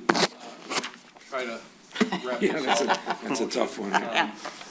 I recommend that we go ahead with the site plan approval for 139 Romeo, subject to the conditions 1 through 8 in NVIDIA's review for number 7. We will make sure that the retaining wall is fixed. And then one additional condition is to wrap the east side of the building so that it's not one continuous type of material. Thank you. And I'll pause the second for a moment. I want to ask administration, I want to include special exception. I should do that prior to site plan approval, right? Video could Yes. Okay. Yes, your motion should include site plan and special You could do approval, it special exception Altogether. approval in the same line. Okay, so if you could add that Altogether. as number 10, But just help me, well, the special exception. to allow residential and upper floor. Upper story apartments, yeah. Okay, and then the 10th requirement would be special exception to allow residential in the upper units. Thank you. Okay, Guys. support? I will Okay, support we have that. support by the mayor. Motion by Commissioner Kenzuk. Any questions on that motion? Okay, roll call. Gasson. Yes. Jones. Yes. Bachman. Yes. Hardin. Kenjuk. Yes. There you go. Thank you. Very much. Good job, you guys. Look forward to seeing you move to Rochester, Joe. Make that 11, number 11. Okay, all right, we're moving on. House green. Item number C in public hearings is 265 East 2nd Street. Is there someone in the audience from the applicant? Excellent, okay. Vidya, if you would give us your Yes. overview report, that'd be great. Yes. Thank you, Mr. Chairman. I'll share the site plan on the screen. The Planning Commission is very familiar with the site plan. This is the DDA-owned site, which is immediately south of the farmer's market lot. The site is located at the northwest corner of East 2nd and Water Street intersection, and the site is occupied by an existing non-conforming building which significantly encroaches into the front yard setback for Water Street. Like if you look at the site plan, I'm going to zoom in a little bit. You can see this is the setback line and the building encroaches into it. The applicant is before you for an amendment number 2 to the previously approved site plan and special exception for this site. They originally came before you in August of 2024. Subsequently, it was amended in April of 2025.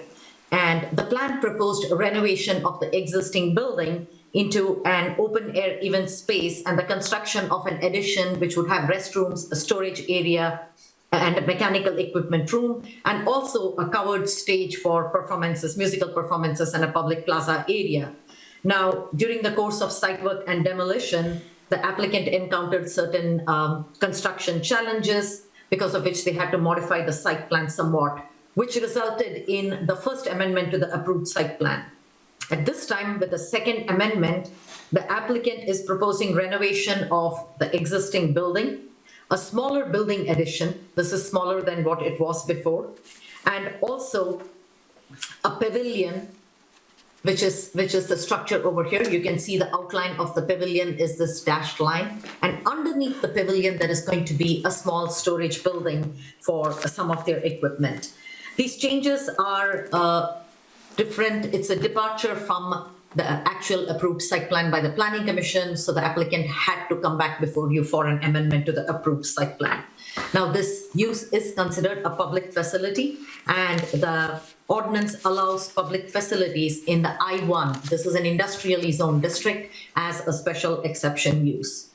With regard to setbacks, as I previously mentioned, this existing building is non-conforming. The applicant is not changing any one of that. The previously approved site plan did include the addition of a canopy awning structure on the south side of the building. You can see the says line of metal canopy awning above. The applicant did need a variance for this, and they did receive approval from the ZBA. So this is a structure that has already been approved by the ZBA. And the reason why this already received is they went to the ZBA after their first site plan special exception approval. They're not changing that portion of the building, so the variance still remains valid. With regard to access and circulation, that remains unchanged. There is going to be existing two-way movement of vehicles with parking on the site. The parking area is limited over here. The applicant has clarified, though, that during special events that take place with tents all over the place, these parking spaces will not be available for use. The other major improvement the applicant is making to access, which was also on the previously approved plan, currently all this is an expanse of asphalt. The applicant is actually creating this landscape green belt over here, once again, to provide a separation between the street and the site itself and the crosswalk. It creates a more defined corner at the intersection of East 2nd and Water Street itself. This is the exact same thing that was there in the previous plan. The applicant is also proposing a new sidewalk connection, which will connect the sidewalks and also stripe the crosswalk. So now the farmer's lot will be connected to all these are the missing gaps in the sidewalk. The applicant is completing all the gaps, so you'll have a continuous sidewalk network. One of the biggest changes is with regard to barrier-free access. Previously, there was a landscape island here, and barrier-free access was structured differently. Now, on this proposed amendment, the barrier-free access has been made slightly different. You do have steps that go up to the pavilion area, and the barrier-free access ramp is shown in this shape. So you still have connection between the farmers market parking lot and the site. However, it is through a barrier-free configuration that would connect the two parcels itself. Based upon parking standards that are applicable in the ordinance, originally the occupancy load of the building was 360. That translated into 90 parking spaces. When they amended the project for the first time, the occupancy load went down to 352, which reduced the number of parking spaces required to 88. At this time, the occupancy is further reduced to 311 people. So the resulting parking requirement is 78 spaces. And the complete plan with both lots shows a total of 85 parking spaces, 4 of which are handicap accessible. The plan, as I mentioned, notes that during special events, none of the spaces will be available on either one of the lots. With regard to dumpster, there is an existing dumpster here. It is not located in an enclosure, and that's really not the look you want on a prominent corner. The applicant is constructing new enclosure with gates for this dumpster area. So when the gates are kept closed, it will give the site a cleaner appearance. Now, the facade changes are the most important aspect of this project. Unfortunately, the Planning Commission packet that is in here does not include any of the elevations. Only the site plan is there in your online packet. Hopefully, you do have the colored renderings that the applicant provided in your packet itself. The applicant has stayed true to the farmer's market look. The building, the proposed addition, the pavilion, and the storage building underneath it are all designed in colors of red and, in barn style kind of architecture in order to reflect what the true use of the building also is. I'm hoping the applicant actually has some colored renderings to put up on the screen to show you the building, the way it is presented with the applicant's renovations is going to make an extremely attractive building and site, which is in keeping with the architectural theme of the use of the site. There is a detailed photometric plan. All fixture details are there. The fixtures, once again, are the hook and bell style fixtures, which are consistent with what the DDA typically uses and are also in keeping with the design of the building itself. There is an extensive landscape plan, and although on this plan the applicant has represented them as green, the packet that was fully submitted does have a more detailed plan that shows you all the plantings that go into various green areas. And once again, it's going to be a really attractive corner.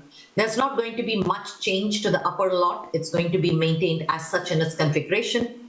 There is a bike rack over here. There is going to be a secondary bike rack also proposed over here. That was one of the items that was discussed at length during the previous amendment processes. So I wanted to mention that there will still be 2 bike racks, one on the upper lot, one on the lower lot. There is an existing monument sign here, which is proposed to be reused. The proposed hours of operation of the site are 8 a.m. to 1 p.m. on Saturdays from May to October. In November and December holiday, the farmers market will be conducted once or twice a week. Special events, of course, will be held, but they do need prior approval from the City Council, which is the process that has always taken place in the city. The stage will be provided with audio and visual equipment, and the applicant is aware that they will be required to comply with the city's noise ordinance. Now, the amendment proposed at this time does not alter the original design, intent, or style of the site itself, nor does it detract from the original architectural appearance of the site. It is our recommendation that the Planning Commission grant Amendment Number 2, Site Plan and Special Exception Approval for the DDA's Open Air Event Space Project that is located at 265 East 2nd Street, subject to one condition, which would be to coordinate with the Huntington Bank property over here. If you notice, the note says that owner to coordinate landscape improvements with adjacent property owner. There is some tree removal and planting going to be taking place in this corner that is located on the neighbor's property. We want to make sure that the DDA coordinates with them before any of those trees are touched. I would be happy to answer any questions you might have. Thank you. Thank you, Vidya. Are there any initial questions from the commission? If the applicant would come forward and offer any response to the comments that were made, if it's brief, that's fine. But we want to hear before we open the public hearing. Steve Auger, AKA Architects. I do have the flash drive of elevations if you'd be interested. Well, that's being loaded up. Would you also state your address, please? 303 East 3rd Street. Thank you.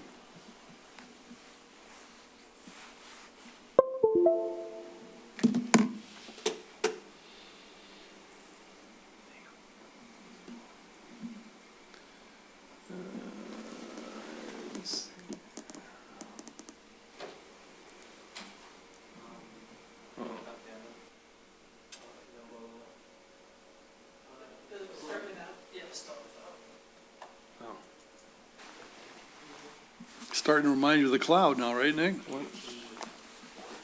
It's been the chair. Right there. There we go. So as mentioned, this is in keeping with the same vocabulary as the previously approved site plan. This is that canopy that we've discussed.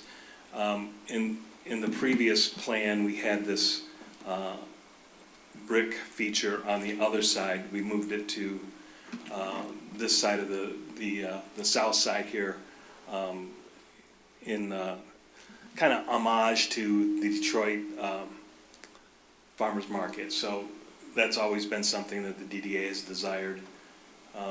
This is the north elevation with this is now the performance area with the little office here, the restroom areas here. And then this would be the layout for the farmers market.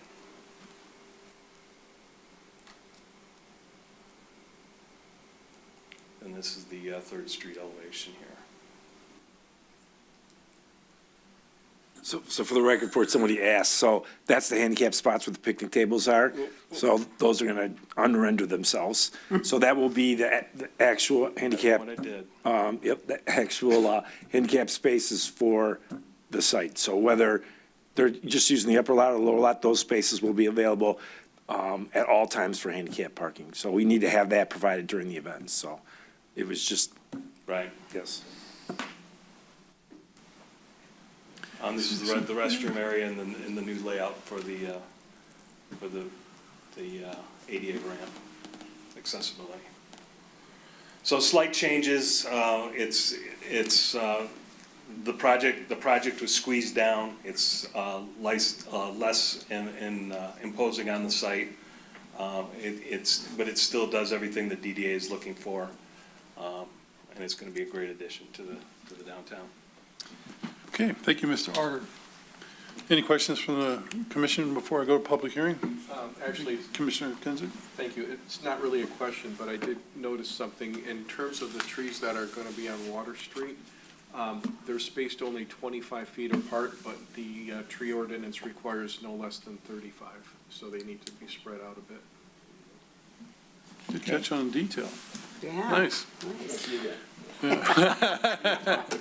If I could ask Nick a question on you mentioned that ADA spots would be available at all times. In the report, it says during events, there will be no parking. Is that what you're clarifying? Right. Okay, thank you.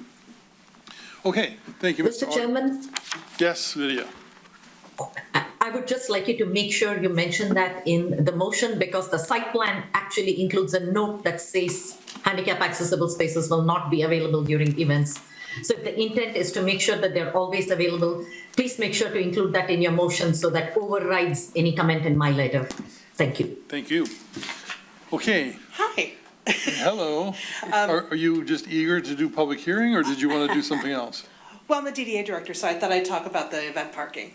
Very good. Please do. So just to clarify, because I think Vidya and I are saying the same thing, but I don't think you and I are saying the same thing. Our intention was on farmers market Saturdays to fill that lot with tents, the Graham lot, so that the handicap, no parking is available during farmers market, just like it always is. But any other event, any other happening there, that we would leave those spaces available. That is what we've submitted. Vidya, is that correct? What was your understanding? That's our intent as well. Farmers market Saturdays, it's always, everything is blocked there. That's how it's always been. Okay, I'm okay with that, but when there's an event in that building. Correct. There's gotta be handicap. Absolutely, Okay. 1000%. It's only farmers market Gotcha. Saturdays, so Okay, I it's the 26 Saturdays from 8 to 1. Because we don't have it now, that's fine. Correct. Yes. Thank you very much. Thank you. Okay, 8:34, public hearing is now open. Is there anyone in the audience that would like to address this item? Yes, please, if you come forward.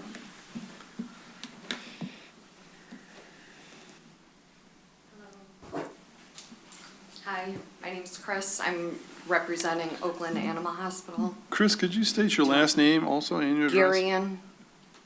Do you want me to spell it? Yeah, I think Jeremy might want to. Garian. I want to know about parking. And address, please. Oh, 180 East 2nd Street. Thank you very much, Chris. Parking, that's always an issue. I've talked to you before about it, so I'm wondering about parking, because that whole lot now is gonna be gone, correct? Well, Right.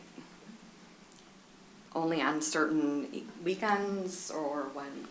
Can you clarify your question, because I'm not following? I'm worried about parking because that whole entire top lot, it looks like it's now going to be blocked. Is it only on Saturdays? Because if you're having a, you know, stage there or whatnot. Yeah, I might be able to help before. So we have talked about this before, and there's events in town on your property. You call the police and say, there's people parking in my property when they shouldn't be there. We are not approving a project that would push anybody across Second Street. It would be dangerous. So if they go, I know the dance studio goes to your site, that we can't, but yeah. Well, I mean, It it's is what part it of, is, so it's we've part talked. of what our issue is. Yeah, and Yes. again, I understand you're 100% right. People seem to gravitate over there, but we can't control everybody's private parking lot, so. No, Christine- and I agree with that. I'm just wondering because it said there's 88 spots or whatnot, but that's including the whole entire parking lot. Right, So what- I'm wondering how is it possible that the 265 can then just take over the whole entire public lot? It's not a public lot. They own that parking lot, so they can close that off any day they want. It's free parking only The because DDA the owns DDA owns, it's not a city parking lot. So they have the right to close that every single day, but they choose to leave it open during the times they're not using it. Right. So is there going to be stairs then still that connect it, that people can walk from there to there? Yep, Vinny, And then when is it going to be closed? Just on Saturdays for the farmer's market? Maybe for the direction of the chair, if you want me to answer. Yes, if you wouldn't mind. Okay, very good. So yes, farmer's market Saturdays, just like it's been for the last 26 years, that will still be the same. When we are having events that are strictly in the building, we will not be closing anything. It'll only be if we do movies in the moonlight, or if we're doing something, which it's always closed in those evenings. So generally speaking, I can't speak to the future of how many events we're gonna do there. I don't think we're suddenly going to go insane and do a ton of events, but most of what we would do, I would suspect, would be in the evenings, as we typically do, except for the farmer's market Saturdays. That is always what that will be. So, just like it's always been. So if the DDA owns it, you guys could close that potentially and not let anybody ever use that, or how does that work? We'd have to go to the city, but the DDA does own the property. Right. Yeah, so we just currently use it in partnership with the city, that we leave it as a free lot. Right, because it's not just us that uses that lot. I mean, parking in Rochester is a huge issue. So opening up something like this, to me, I don't think that parking is ever really considered when a project is, you know, trying to go through the process. I'm not saying that I don't agree with that, I'm not saying that we don't agree, you know, it looks like a great, you know, project, but I think that parking is a major issue, and to have something like this, I mean, the farmer's market is always an issue. When we used to own 265, it was always an issue, people are always parking, and I know that it's not under the control, but it's also, I don't feel like, thought of when projects are being approved, because it's like, oh, okay, well, we'll give an exception for this or an exception for that, and then where's everybody supposed to park? I don't know if anybody here is ever in the downtown area, because I see it all the time, just even in my personal life. When you're going out at night or when you're going out in the day, there isn't any parking. Sure. So I would disagree with that for the record. There is 70% vacant parking during the day. It might not be right next to your front door. On your private site, when your site was approved for medical office, you were generating enough parking on your site to cover yourself. If people sneak in that don't go as a client, that's an issue that you just call and, or get them towed, whatever. But we do not approve site plans without required parking unless they're in the core downtown, they ask for a pay in lieu of. And it's very difficult to get this planning commission to even give up 2 spaces. So I understand what you're saying, but a lot of it is people's habits, farmer's market. Obviously, the whole town's full, but there's not a parking problem during the day at all. Well, It's just not free parking. I'm saying during the day, like on the weekends for the dance class and, you know, things like that. And I have to say that I don't think that parking was considered when, you know, all of those different, you know, people in the building were. So it just makes me concerned, it makes us concerned that parking is going to be an issue. It's going to be an issue, so I would just like that stated. Sure. And Yeah. Vinnie, if I can clarify, we did consider parking, and you did do the evaluation so that we did meet the constraints of. Access. The access and everything, correct, Vidya? Yes is the answer. I'm sorry, I got momentarily muted. Yes. The parking calculations were done, and the parking that's being provided on the site is above what the ordinance requires you to provide for an open-air event spaces. You are in compliance with the ordinance. And as City Manager Banda said, when the farmers market event takes place, that's an innate nature of the use itself. It's going to function no differently than it has functioned before.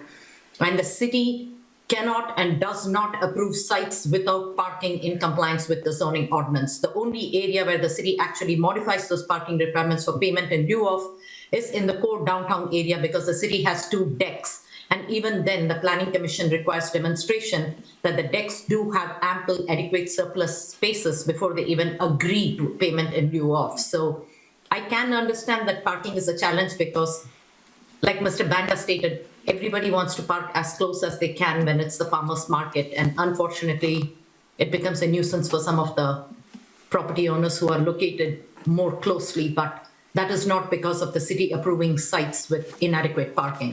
Mr. Chairman, if I may, and for you, and it's a tough one for you, that dance studio doesn't operate like it's supposed to. It was calculated. They have enough parking for the studio, for Trent and Trent's offices, all that. The problem is they change their patterns where people now come in, drop their kids off, and then they go to your lot and wait. Right. And that's very frustrating for you, and I totally understand that.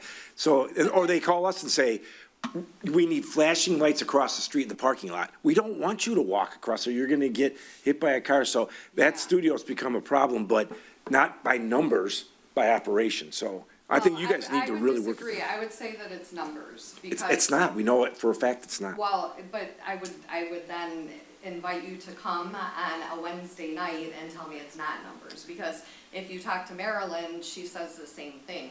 I mean, you can't even turn on Second Street. It's the way, it's like a parking, an office building during the day, they all unload at one time, they all load in for classes, but there is enough parking by ordinance on that site. The way they function makes it very difficult. But that's what concerns us, is because if that was approved and that's ample parking, I mean, if you're there on a Wednesday night, it is not ample parking. Second Street, I mean, I'm surprised that there haven't been a ton of accidents or road, I mean, it's a mess. People, and to say so flippantly, oh, well, call the tow truck. Well, trust me, I would love to call the tow truck, but we don't want to make bad neighbors either. And we don't want to do that. It's not flippant, it's, you want us to solve it, but we can't, but you can by doing it. But solving it would have been to maybe think about the parking. We did, we met the ordinance. Well, right. Well, we'll have to disagree.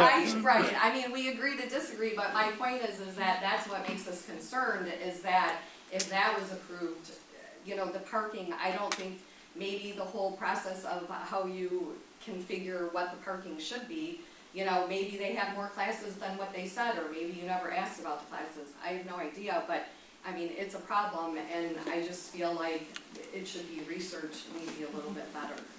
And I don't know, Mr. Chairman, this puts your mind at ease with us. So the 26 Saturdays, that is how it's been. That's not changing. That, in my mind, other than movies in the moonlight or with the upcoming Fire and Ice, those are the only times historically we've closed the entire lot. If we are programming just the building, when it's off-season, we're not closing any parking. Everything stays open. But it'll be available to be closed. So there, you know, I mean, oh, well, let's do this or that, and, you know, which is great. I mean, I'm just saying. Right, no, but I guess what I'm saying is I have to go to the city council and say, hi, I'd like to close things. And if they think that we're being not appropriate with it, if they think that we're getting excessive with it, then they will not approve it. I mean, historically, over the last 27 years, other than Farmers Market Saturdays, we have closed that lot no more than 6 times. And for an evening. So I think that we've shown that we're responsible. Quite honestly, for us, we are building things that are more amenities for the farmer's market itself, for those operations. But the building, for us, is the game changer of ways that we're gonna be able to program, which doesn't have anything to do with the other lot, and we would have no reason to close it because we're not programming it, we're programming the building. Okay. And the stage that we were doing there has been reduced significantly for different soil issues and things like that. So we're not gonna be doing big concerts and things like that because we just don't have the infrastructure there for it. And we're gonna have a pretty farmer's market. Yes. Chris, thank you very much for your concerns. And just to underscore a little bit, you kind of said, we don't consider parking and that we don't think of it. We obviously do. We're hearing from you. We take it to heart and we abide to the ordinance. And is it perfect? Obviously, you're saying it's not. Right.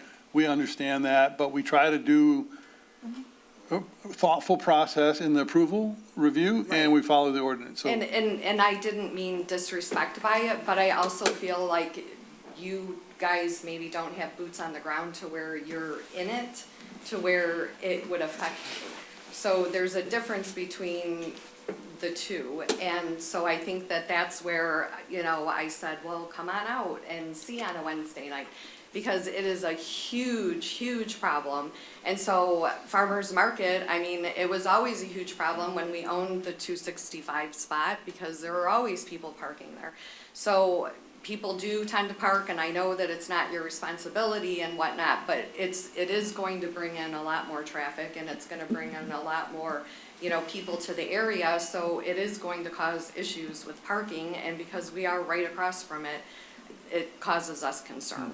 So that, we just wanted that stated, and we hope that that's taken into consideration, for whatnot, so.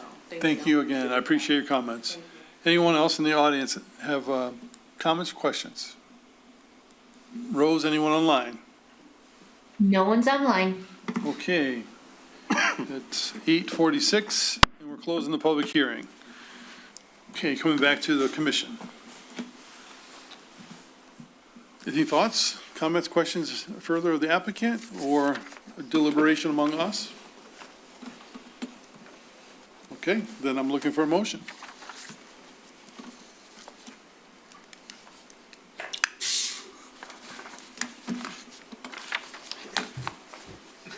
I gotta find the right. I just need to make eye contact and stare at somebody.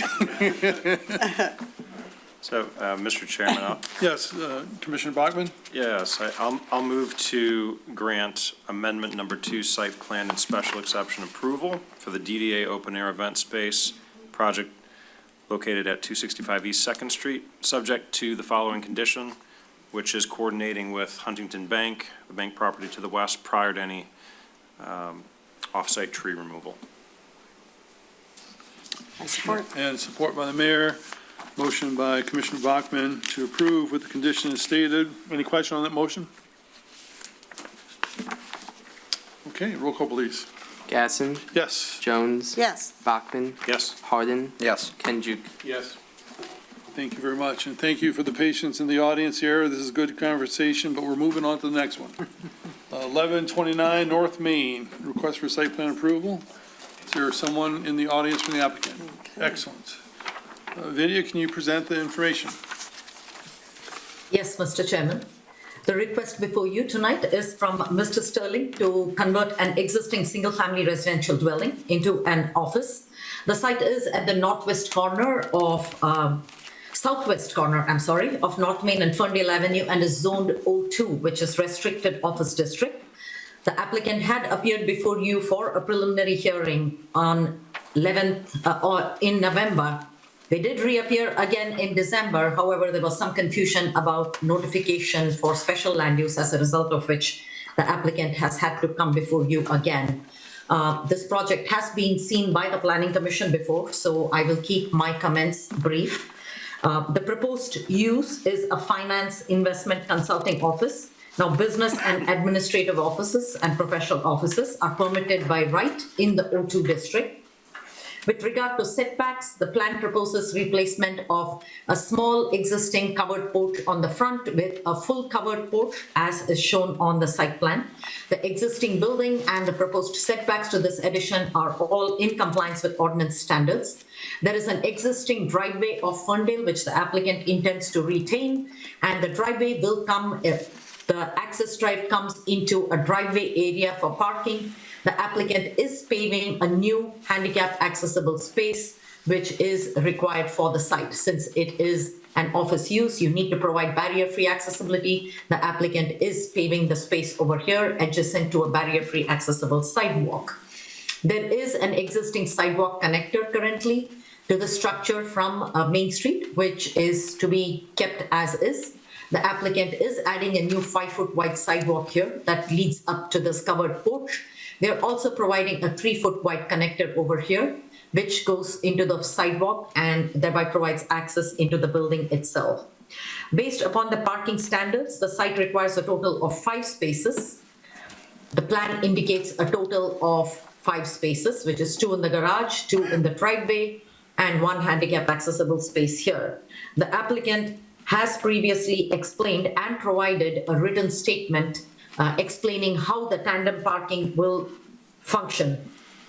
Based upon the intensity of the use and the anticipated traffic from customers, we believe that this arrangement will work just fine for this building. This is an office for Mr. Sterling, and he at times has assistants or interns, and they rotate through the week. So at any given time, there are only 2, maximum 3 people on the site, and the other spaces are available for their customers or clients to park. I believe most of the work is done remotely, and it's only very occasionally that their customers or clients actually come to the site. The use does not generate too much trash, and per the applicant, any trash that is generated will be taken off-site to dispose of at their home. There is a photometric plan submitted which shows cut sheet detail for the proposed fixtures. Everything has been kept very much residential in scale since the applicant's site backs up to single-family residences on the west side, on the other side of this alley itself. With regard to architecture, I will go up to the facade elevations. This is the existing building, and the applicant's addition of a full covered porch really makes this. The applicant is maintaining the character of the single family home, and by adding this new lap siding, creating this new additional pitch, creating a full covered porch, the applicant is just amplifying the small residential kind of appearance of the building itself. The proposed changes actually match that, and on the cover sheet, the applicant has provided you with a colored rendering. I am just going to scroll up to it. So this is what the proposed structure is going to look like. As you can see, it looks like a regular home. With regard to landscaping, this proposal is not going to result in removal of any trees.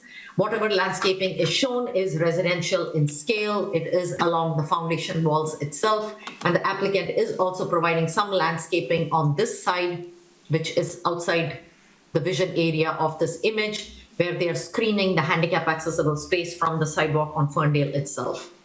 The site plan does note a proposed monument sign at the northeast corner of the site. At a future date, they will decide what the signage lettering should be, and it will be reviewed by the city administration prior to installation. This is an approximate location which I had asked the applicant to show to ensure that it is outside the clear vision triangle, which needs to be maintained for sight distance around the street corner itself. The applicant's proposal calls for a very adaptive reuse of an existing structure that's got frontage onto a main street. We like the fact that the applicant has tried to maintain the residential scale because Ferndale is an entrance into a residential neighborhood, and the proposed changes do not alter the appearance of the building in any way, shape, or form. So it is our recommendation that the Planning Commission grants site plan approval for the proposed office use to be located at 1129 North Main Street, subject to approval of any future signage by city administration prior to installation. I would be happy to answer any questions you might have. Thank you. Thank you, Vidya. Any initial questions from the commission? Okay, any offering from the applicant on the report? May I come up and say my name? If you have something to add, if not, no worries. Todd Sterling, 1700 Beale Court, Rochester, Michigan. I just want to say that I'm excited about this property, and I really want to keep that neighborhood like a neighborhood. It pains me when I see, not that this is such a historic building, but when I see a historic building being torn down in this town, it just crushes me. So I want to make this, just honor the building, honor the neighborhood, make it kind of back to the 50s of when it was built. I went and got switch plates off of eBay that are Bakelite switch plates that are vintage, never been used, that I'm installing and all, and I just want to make it like a real cool 50s house. So that's it. Excellent. Thank you. You might be called upon after we do public hearing, but thank you for the input. Okay, it is 8:54. We're opening the public hearing. Anyone in the audience have any comments or any questions?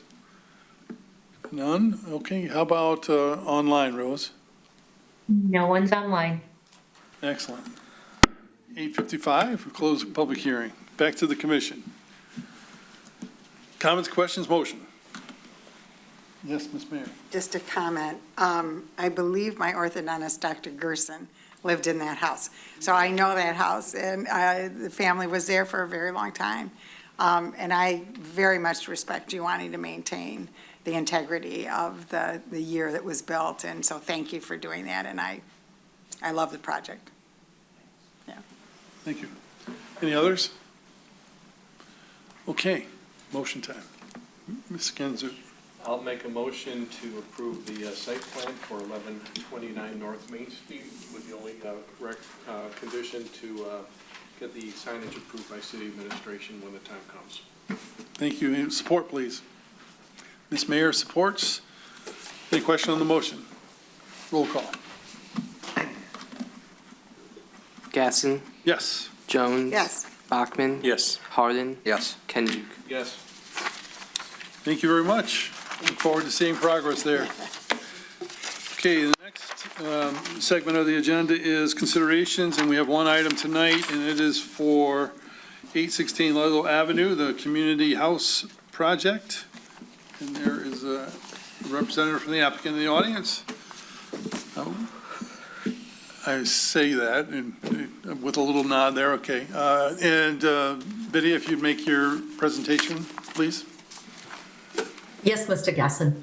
So this is once again a project that the Planning Commission should be very familiar with.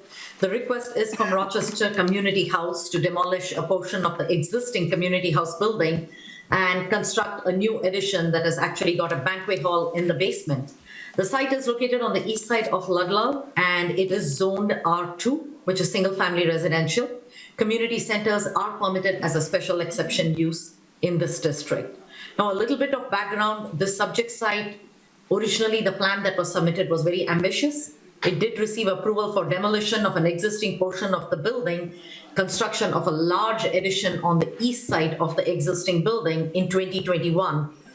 But then the cost of that project got too much and the project was scrapped. In January of 2025, the applicant submitted a new set of preliminary plans with some modifications. The project was scaled back a little bit. They received preliminary feedback comments from us, but they never resubmitted for Planning Commission consideration. They never came back. So at this point of time, January 2026, they have submitted for the project with a little bit more modification, revised scope and budget. I couldn't really understand what the revised scope was, so I called the project engineer and asked them what exactly was changed since the last iteration. So the biggest change in this project at this time is previously the plan that came before the Planning Commission included construction of this whole basement area. At this time, this whole lower level is not being constructed. The basement with the walkout will not be constructed as part of this site plan approval project. So since I had to get that information by speaking with the engineer, it's my recommendation that the applicant actually submits a written narrative that accompanies this or puts an updated note specifying what the scope of the project is. We want to be sure that the Planning Commission knows exactly what it is approving and doesn't accidentally assume that they are actually in some way, shape or form granting approval to anything else on the project. The site has got access directly off Ludlow and nothing is changing. It is going to remain as is. The parking lot remains as is, as does the loading. Previously, when the project was reviewed for other improvements, this dumpster enclosure was reviewed and approved at the time. So that is also remaining unchanged. A landscape plan was approved, which showed the sidewalks connecting to the trail system within the park. All the trees, everything is the same. It has not changed. The one thing that we did have a question about was on the north side of the building, there is a patio shown. There's a proposed concrete patio. When the original approval was granted, the applicant did submit details of patio furniture, tables and umbrella. And the reason this was important is It's located in a residential neighborhood. There are homes to its south, homes to its west, and to the north is the city's park. We wanted to be sure that any furniture or accessories that are actually put on the outside of the building match with the appearance of the building and do not detract from the residential scale or look of the area itself. I'm not sure if the furniture is also intended at this time or there is no plan to do it.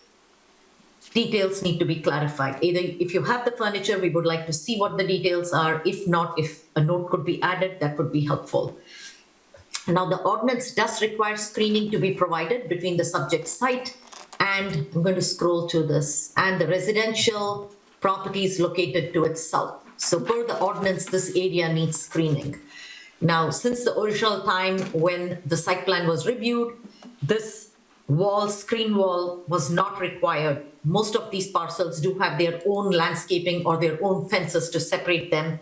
And this was a modification that was granted originally by the Planning Commission, and that area of the project has not changed in any way, shape, or form since the original approval. The plan does note wall-packed light fixtures on the north side of the building, and those wall-packed fixtures are acceptable. The plan also shows a fixture A on this side of the building. Now, the details of that fixture are not clear. If you look at the site plan package submitted, it is a blurry image and it is in gray tone. I cannot make out what that fixture is, whether it's shielded or not. So I would like to have a clearer image of the light fixture to ensure that it is in compliance with the ordinance, because these fixtures will be seen from these homes. So I want to make sure that they are fully shielded and downward directed. Now, the revised architectural drawings for this have been submitted by a new firm. It's no longer the same firm that submitted the original plans. It is our recommendation that updated colored renderings of the building be submitted. All of the previous submissions had colored renderings accompanying them, which gave the Planning Commission a clear idea of how the building is going to look. Since there is a new firm on board, I'm not sure if they know that previously renderings were submitted, so we would like to request that. I want to point out, though, that this label for future boulder wall, there is a deck that comes down with steps to the lower patio area. Previously, this was proposed as a lawn area with boulder hardscape design. Apparently, the boulders are also a little cost prohibitive for the project at this time. So the boulders are not going to be installed at this time until funding is available. It is just going to be a grassy slope from top to bottom. So I just wanted to point that out. The project has been in the planning process for a while now, around 5 years, because of funding limitations. At this time, the scope of the project has changed, but not the footprint. It's just that what was previously proposed has been taken away from some aspects of the project. This Rochester Community House forms a very integral part of the city of Rochester and is something that provides to the community an essential gathering space. It is our recommendation at this time that this proposal be placed for consideration of site plan and special exception approval and public hearing at your next available agenda, subject to the applicant providing and addressing the few underlying items in our review letter. I would be happy to answer any questions. Thank you, Vidya. Any initial questions to Vidya? Okay, I'll ask the applicant to perhaps make some comments, address any of the comments that were raised by the planner, if you choose.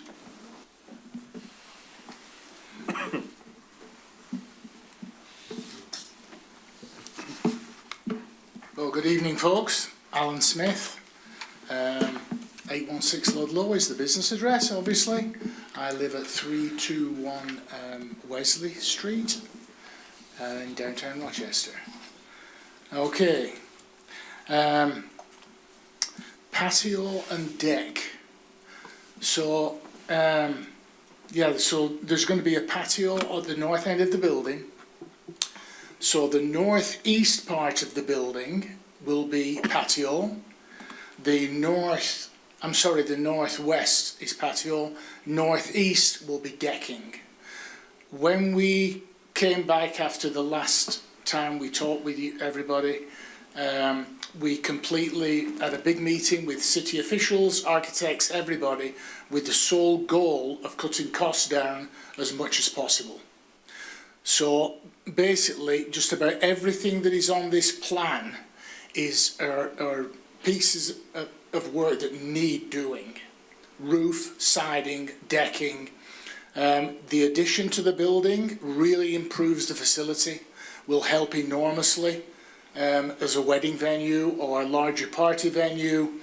You wouldn't have to rebuild a huge deck that is way too big at the current time, the northeastern deck. So the patio and deck, the new one will be smaller but much more efficient. As for the housing, being able to see it, and I'm going to furniture at the same time. We are planning on putting arborvitae on the north-west corner of the patio. That would probably start off at 6 feet, 5 feet, 6 feet tall.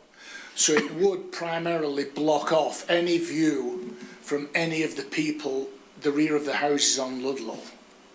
So that's always been in the plan.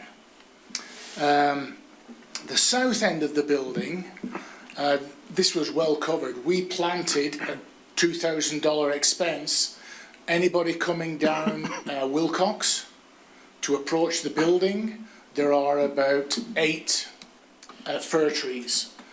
And it wasn't done because of the building, it was done so we could put the tent up. So that's been done 2 years ago with the trees at the south end of the building. The light fixture video, and I didn't get which light. I know that we had our Cody at the design architectural company. They got professionals to do the lighting that would be shielded. Which particular light fixture, which wall are you talking about? On the west side of the building, Mr. Allen, on your photometric plan, it actually labels a fixture labeled A for Apple. And the detail of that fixture is extremely blurred. I cannot make out exactly what it is. So if the lighting company could just give a better looking fixture, I'm trying to scroll. Okay, so this is fixture A. That is on this side of the building. I can zoom in a little bit. We can't see the drawing video. We're not seeing the drawings. I'm so sorry. I thought I was sharing my screen. Apologies. Okay. I was like, I was wondering why you couldn't see it. So this is fixture A. Those light fixtures on the west side, I thought there's 2 or 3 of them. And aren't they in the underneath the gutter on the valance shining down? The photometric plan doesn't specify exactly where it is. It only tells me the mounting height. So I have no idea if it is screened or if it is not. Yeah, I'm pretty sure I cannot make out if it's under an awning. And this little fixture over here, I'm sorry, it looks like a jellyfish. I cannot make out what it is. So okay. I'm going to need a slightly better one. Not a problem. Yeah, we'll work on that.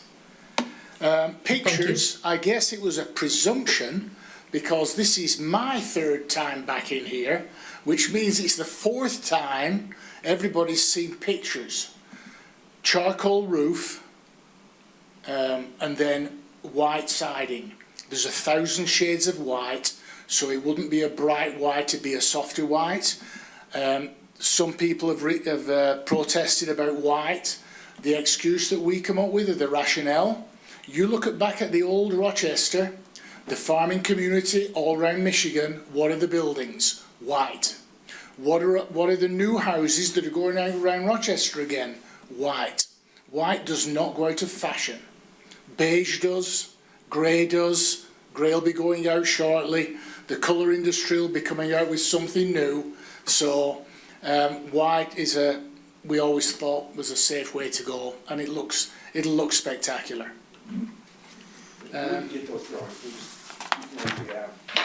Yeah, we've got loads of great pictures that have been done by Jenna Campbell. Boulder Wall. It was suggested that we do not do the footpath, and if you got the main drawing up video, the top down, looking from above, looking down at the ground floor drawing. You want me to scroll further, which, Yeah, you keep going down. okay, Well, you can stop there, back up a bit, there, you've got the boulder wall there, back up a bit. Go on, okay. there you go, that This one one? there. Okay. So at the bottom of that boulder wall, at our request, there is going to be, from the Lions Room, which is on the east side, just on the drawing, it's above the boulders, you know, the top end, going north. Okay. Going north, go east, Oh, go okay. east. That little bump out, that's the Lions Room.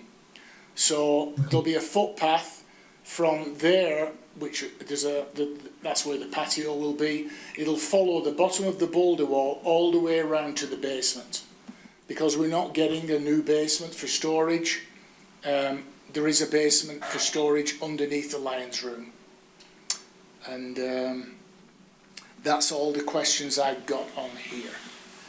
Thank you very much for that overview. We'll look forward to getting your submittal, obviously, and I'm not trying to cut you short, but I think what Vidya kind of outlined initially was we'll need to get a full submittal on this new plan, really particularly outlining the scope of the work and how it differs. Not that you have to do a comparison, we just need to see what it is you're going to do when you come back. Reducing everything, Yeah, basically. and then we'll need to see it in full, so we don't have to send you back to give us more later. So Okay. a complete package is what we're looking for. Is that good, Nick? Everybody? Yeah, okay, thank you. Thank you. One thing I'll add for your info, we talked a little bit about that boulder wall, but there's a stair that goes from the upper level down to the park. And on the drawings I have now, I know they're not current any longer, but your site plan shows a straight run of about 30 steps.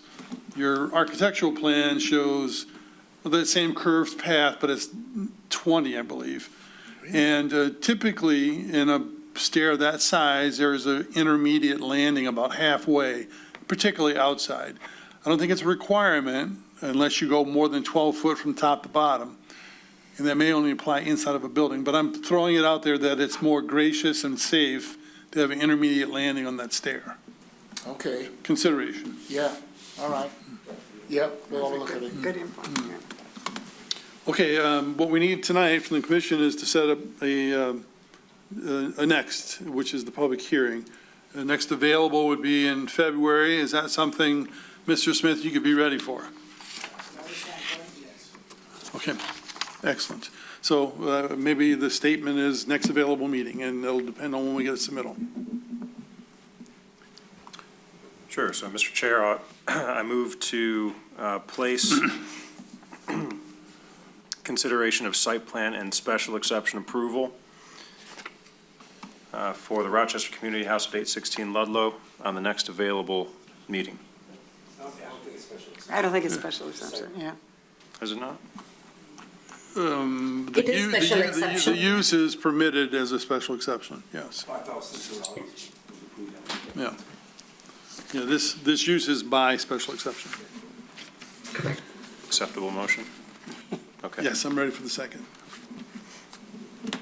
Second. There you go. Thank you, Mr. Harden. Any questions on the motion? Okay, roll call. Gasson, Yes. Jones. Yes. Bachman, Yes. Harden, Yes. Kenjuk. Yes. Excellent, thank you. Vinnie, one question on the reduction of usable area by eliminating the basement. Does that affect any kind of parking requirements? I don't know if there was addition of parking because of what we were doing as expansion. So is that a retraction now possibility if there were added parking, or is it just what it is now? They weren't planning to add any parking, Mr. Gasson. The parking was always what it was. I can dig up the old review letters from 2021 to see exactly how the parking calculations played out. I will make sure to include that in the next review letter. The only reason I ask, you stated that they're trying to save money. So if they've added parking in the previous plans, maybe they could take parking out. Yeah, they actually didn't, because they had an excess, because They we didn't did have- count it as usable space by capacity. Okay. So it would be, they'd have less required parking, but they, not physically, they'd have to rip parking out that they already have, so. Okay. Okay, that's fair. Just a thought. Okay, moving on, miscellaneous. I have one, and it's an announcement. I object to your miscellaneous, just off the on the record, so. What's that? Before you even say anything, I object. Okay. All I was gonna say is I'm planning to do a lot more fly fishing. Okay. No, as of tonight, I'm resigning from the planning commission. And, as you know, I've missed a handful of meetings in this last year, and that shortfall in responsibility kind of led me to this decision. It's not something I really wanted to do, but out of responsibility to you guys and gal, as well as the city and the community, I felt like I really have to do it. And I kind of talked with Nick a little bit via communication, as well as Nancy previously. So that's kind of where I am. And the reasoning is I've taken on a lot more increased family responsibilities. That brings me out of town quite a bit, unpredictable at sometimes. And then I also have business obligations that I'm meeting in meetings like this for other communities on Monday nights, city council, planning commissions, et cetera. So that's kind of the reasoning behind it. And it's been 30 years now, and according to my daughter, this is my 386th meeting, which is, she counted, I kept all my packets, and she counted them for me, so, which is a lot. In that time frame, I worked with really great administrations, Nick being the highlight of that, and appreciate all the work that he's done, and a handful of mayors as well, and most importantly, I worked with some really incredible people like you all, the commissioners, all working towards the same thing, is to serve the community. And for that, I'm really grateful. And I've appreciated what, I've been able to gain and learn through this process and the relationships I've had. So, and it's difficult, but I think it's the right thing to do at this time. And who knows, I'm a young guy, maybe I'll be back. Yeah, and Dave, if I may, Mr. Chairman, I've known you a long time, and your knowledge, your dedication, the reason this is happening, it's beyond reproach. There's just nobody like you. You've passed your knowledge through and been patient. You run an awesome meeting. You're a patient man, but you're a tough man. You know your stuff. You do your research. We're going to put a statue of you in front of the community house. Just paint it white. Yeah. Maybe you have the administration building across from your house. So, we're neighbors. So we're going to bring you in front of city council. We're going to embarrass you a little bit because 30 years as a volunteer, technically, as a planning commissioner, I don't know anywhere else have I ever heard of that. And we owe you a debt of gratitude, the whole community. Your reputation is amazing. I mean, you're in a tough job. All you guys are. It's not making people happy all the time. And somehow I've never heard anybody say anything despairingly about how this place is run when you're in command. So congratulations, what a career. You should be so proud. Ellie, we're proud of her when you bring her. It's great to see her here. And you've just been part of our family long before I was here, but I've enjoyed every minute of it. So thank you so much. Thank you, Nick. I appreciate those kind of words. So we'll miss you. Yeah. But who knows, maybe I'll watch you on TV or There you something. go. You could call in and Rose can say, we have somebody online now. So, so what we will do, the next steps then will be the mayor, we're going to consider, we've had some applications for folks. Again, anybody watching tonight or a replay, there's still a chance now we will have 2 openings in the planning commission. So we've had some good candidates. I know council started the interview process, but it's never too late. We're looking for the right fit for the planning commission. It's important to have not just anybody. All of you have different qualifications that you brought here, from building to engineering to lawyers to, we've had this great background. So in the next, and I think the 12th, are we going to talk about it, or the 26th? Yeah, I think we will replace Commissioner Clauser. There you go. We'll The 12th. take the nomination and vote at our next council meeting, and then we'll work on the next replacement. At the next Yeah. meeting, all right. So, so we don't want to make sure we're missing meetings because we appreciate you all being here tonight, but around the holidays, it got tough. And I know some people take off some time in the spring, and we don't want to miss Right. meetings. So we still have things coming to this agenda all the time. Jeremy's still busy, so. Yeah, Vinnie, you want to say anything about David? I know you know David a long time too, so I see her kind of going, let me talk. Yes. Thank you, Mr. Gasson. You were the first planning commissioner who asked me the tough questions when I started working for Rochester in 2010. Yeah, it's been about 15 years. I have been around and I have learned a lot from you. This is my 28th year as a planner, and I must say you are one of the people whom I really look up to and I respect. I have appeared in front of a lot of planning commissioners, township boards, mayors, supervisors, board of trustees, but you will always stand out in my mind of someone who has always been professional. You have always been respectful. Even when you have disagreed with me, you have put it as a teaching moment to me, and I will always appreciate that. Thank you so, so much, and I wish you the very best as you take care of your other responsibilities. Thank you for giving me an opportunity to work with you. Thank you, Vidya. I was going to add before Nick kind of interjected there is that I've appreciated the same with you. I mean, you've always been very professional, and likewise in terms of us bouncing things back and forth, I've learned as well, and I appreciate that. Thank you. Okay, anything else miscellaneous? Okay, Ms. Kinzu. I almost hate to ask this question after, hard to follow. Last couple of meetings, we've talked about planning, being part of the budgeting process, reviewing certain projects, and also goals and objectives. And I just would like to make sure that we don't lose that if we have to schedule that planning and objective meeting. Yep, so we're going to have 2 meetings coming up that will involve City Council and the Plan Commission. I think that we're going to talk about this, getting that zoning ordinance over the line. Then we took to heart that to bring the capital improvement program. So tomorrow morning at staff meeting, staff's going over to finalize our plan, and then we'll bring that forward to this body for you to throw in your information, and you guys, we'll give you a couple weeks' notice at least, so that you'll have some information. But we're looking at down the budget line. We kind of got our numbers zoned in now, and then we have a budget study meeting on January 24th, I believe, all day Saturday. So Yes. we will invite you to that. So it's a good place that we have dialogue with City Council while we're trying to build next year's budget. So it's nice to know that we're not in cut mode. We were very lucky, not lucky, strategically our financial group has done a great job with our interest income. So we have some excess funds that City Council is going to be trying to figure out how to plan the future with that. We want your input on that as a capital improvement program. So that will happen every year from now on in January. It was just it slid through the cracks and not acceptable. So we appreciated to bring that back up, and we'll get you, that'll be at your February meeting. But before that, even we'll have you involved with City Council as we talk about what we're all trying to do at the same time. So it's staff, Planning Commission, City Council, all trying to figure out. Each board and commission actually says, hey, we would like to do this. This is our budget. And then we start that process. It's not approved till May, but we're trying to get ahead of it this year. Mayor Jones said, let's get way ahead of it. So we're already rolling. So tomorrow's a big day for staff. We'll get that all rounded out.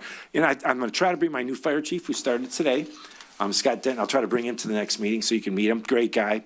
Background, worked for Redford 26 years, last 10 years of his career was chief. Great disposition, likes development, understands all that good stuff. He's met with the staff down there, and Chief John is transitioning with him.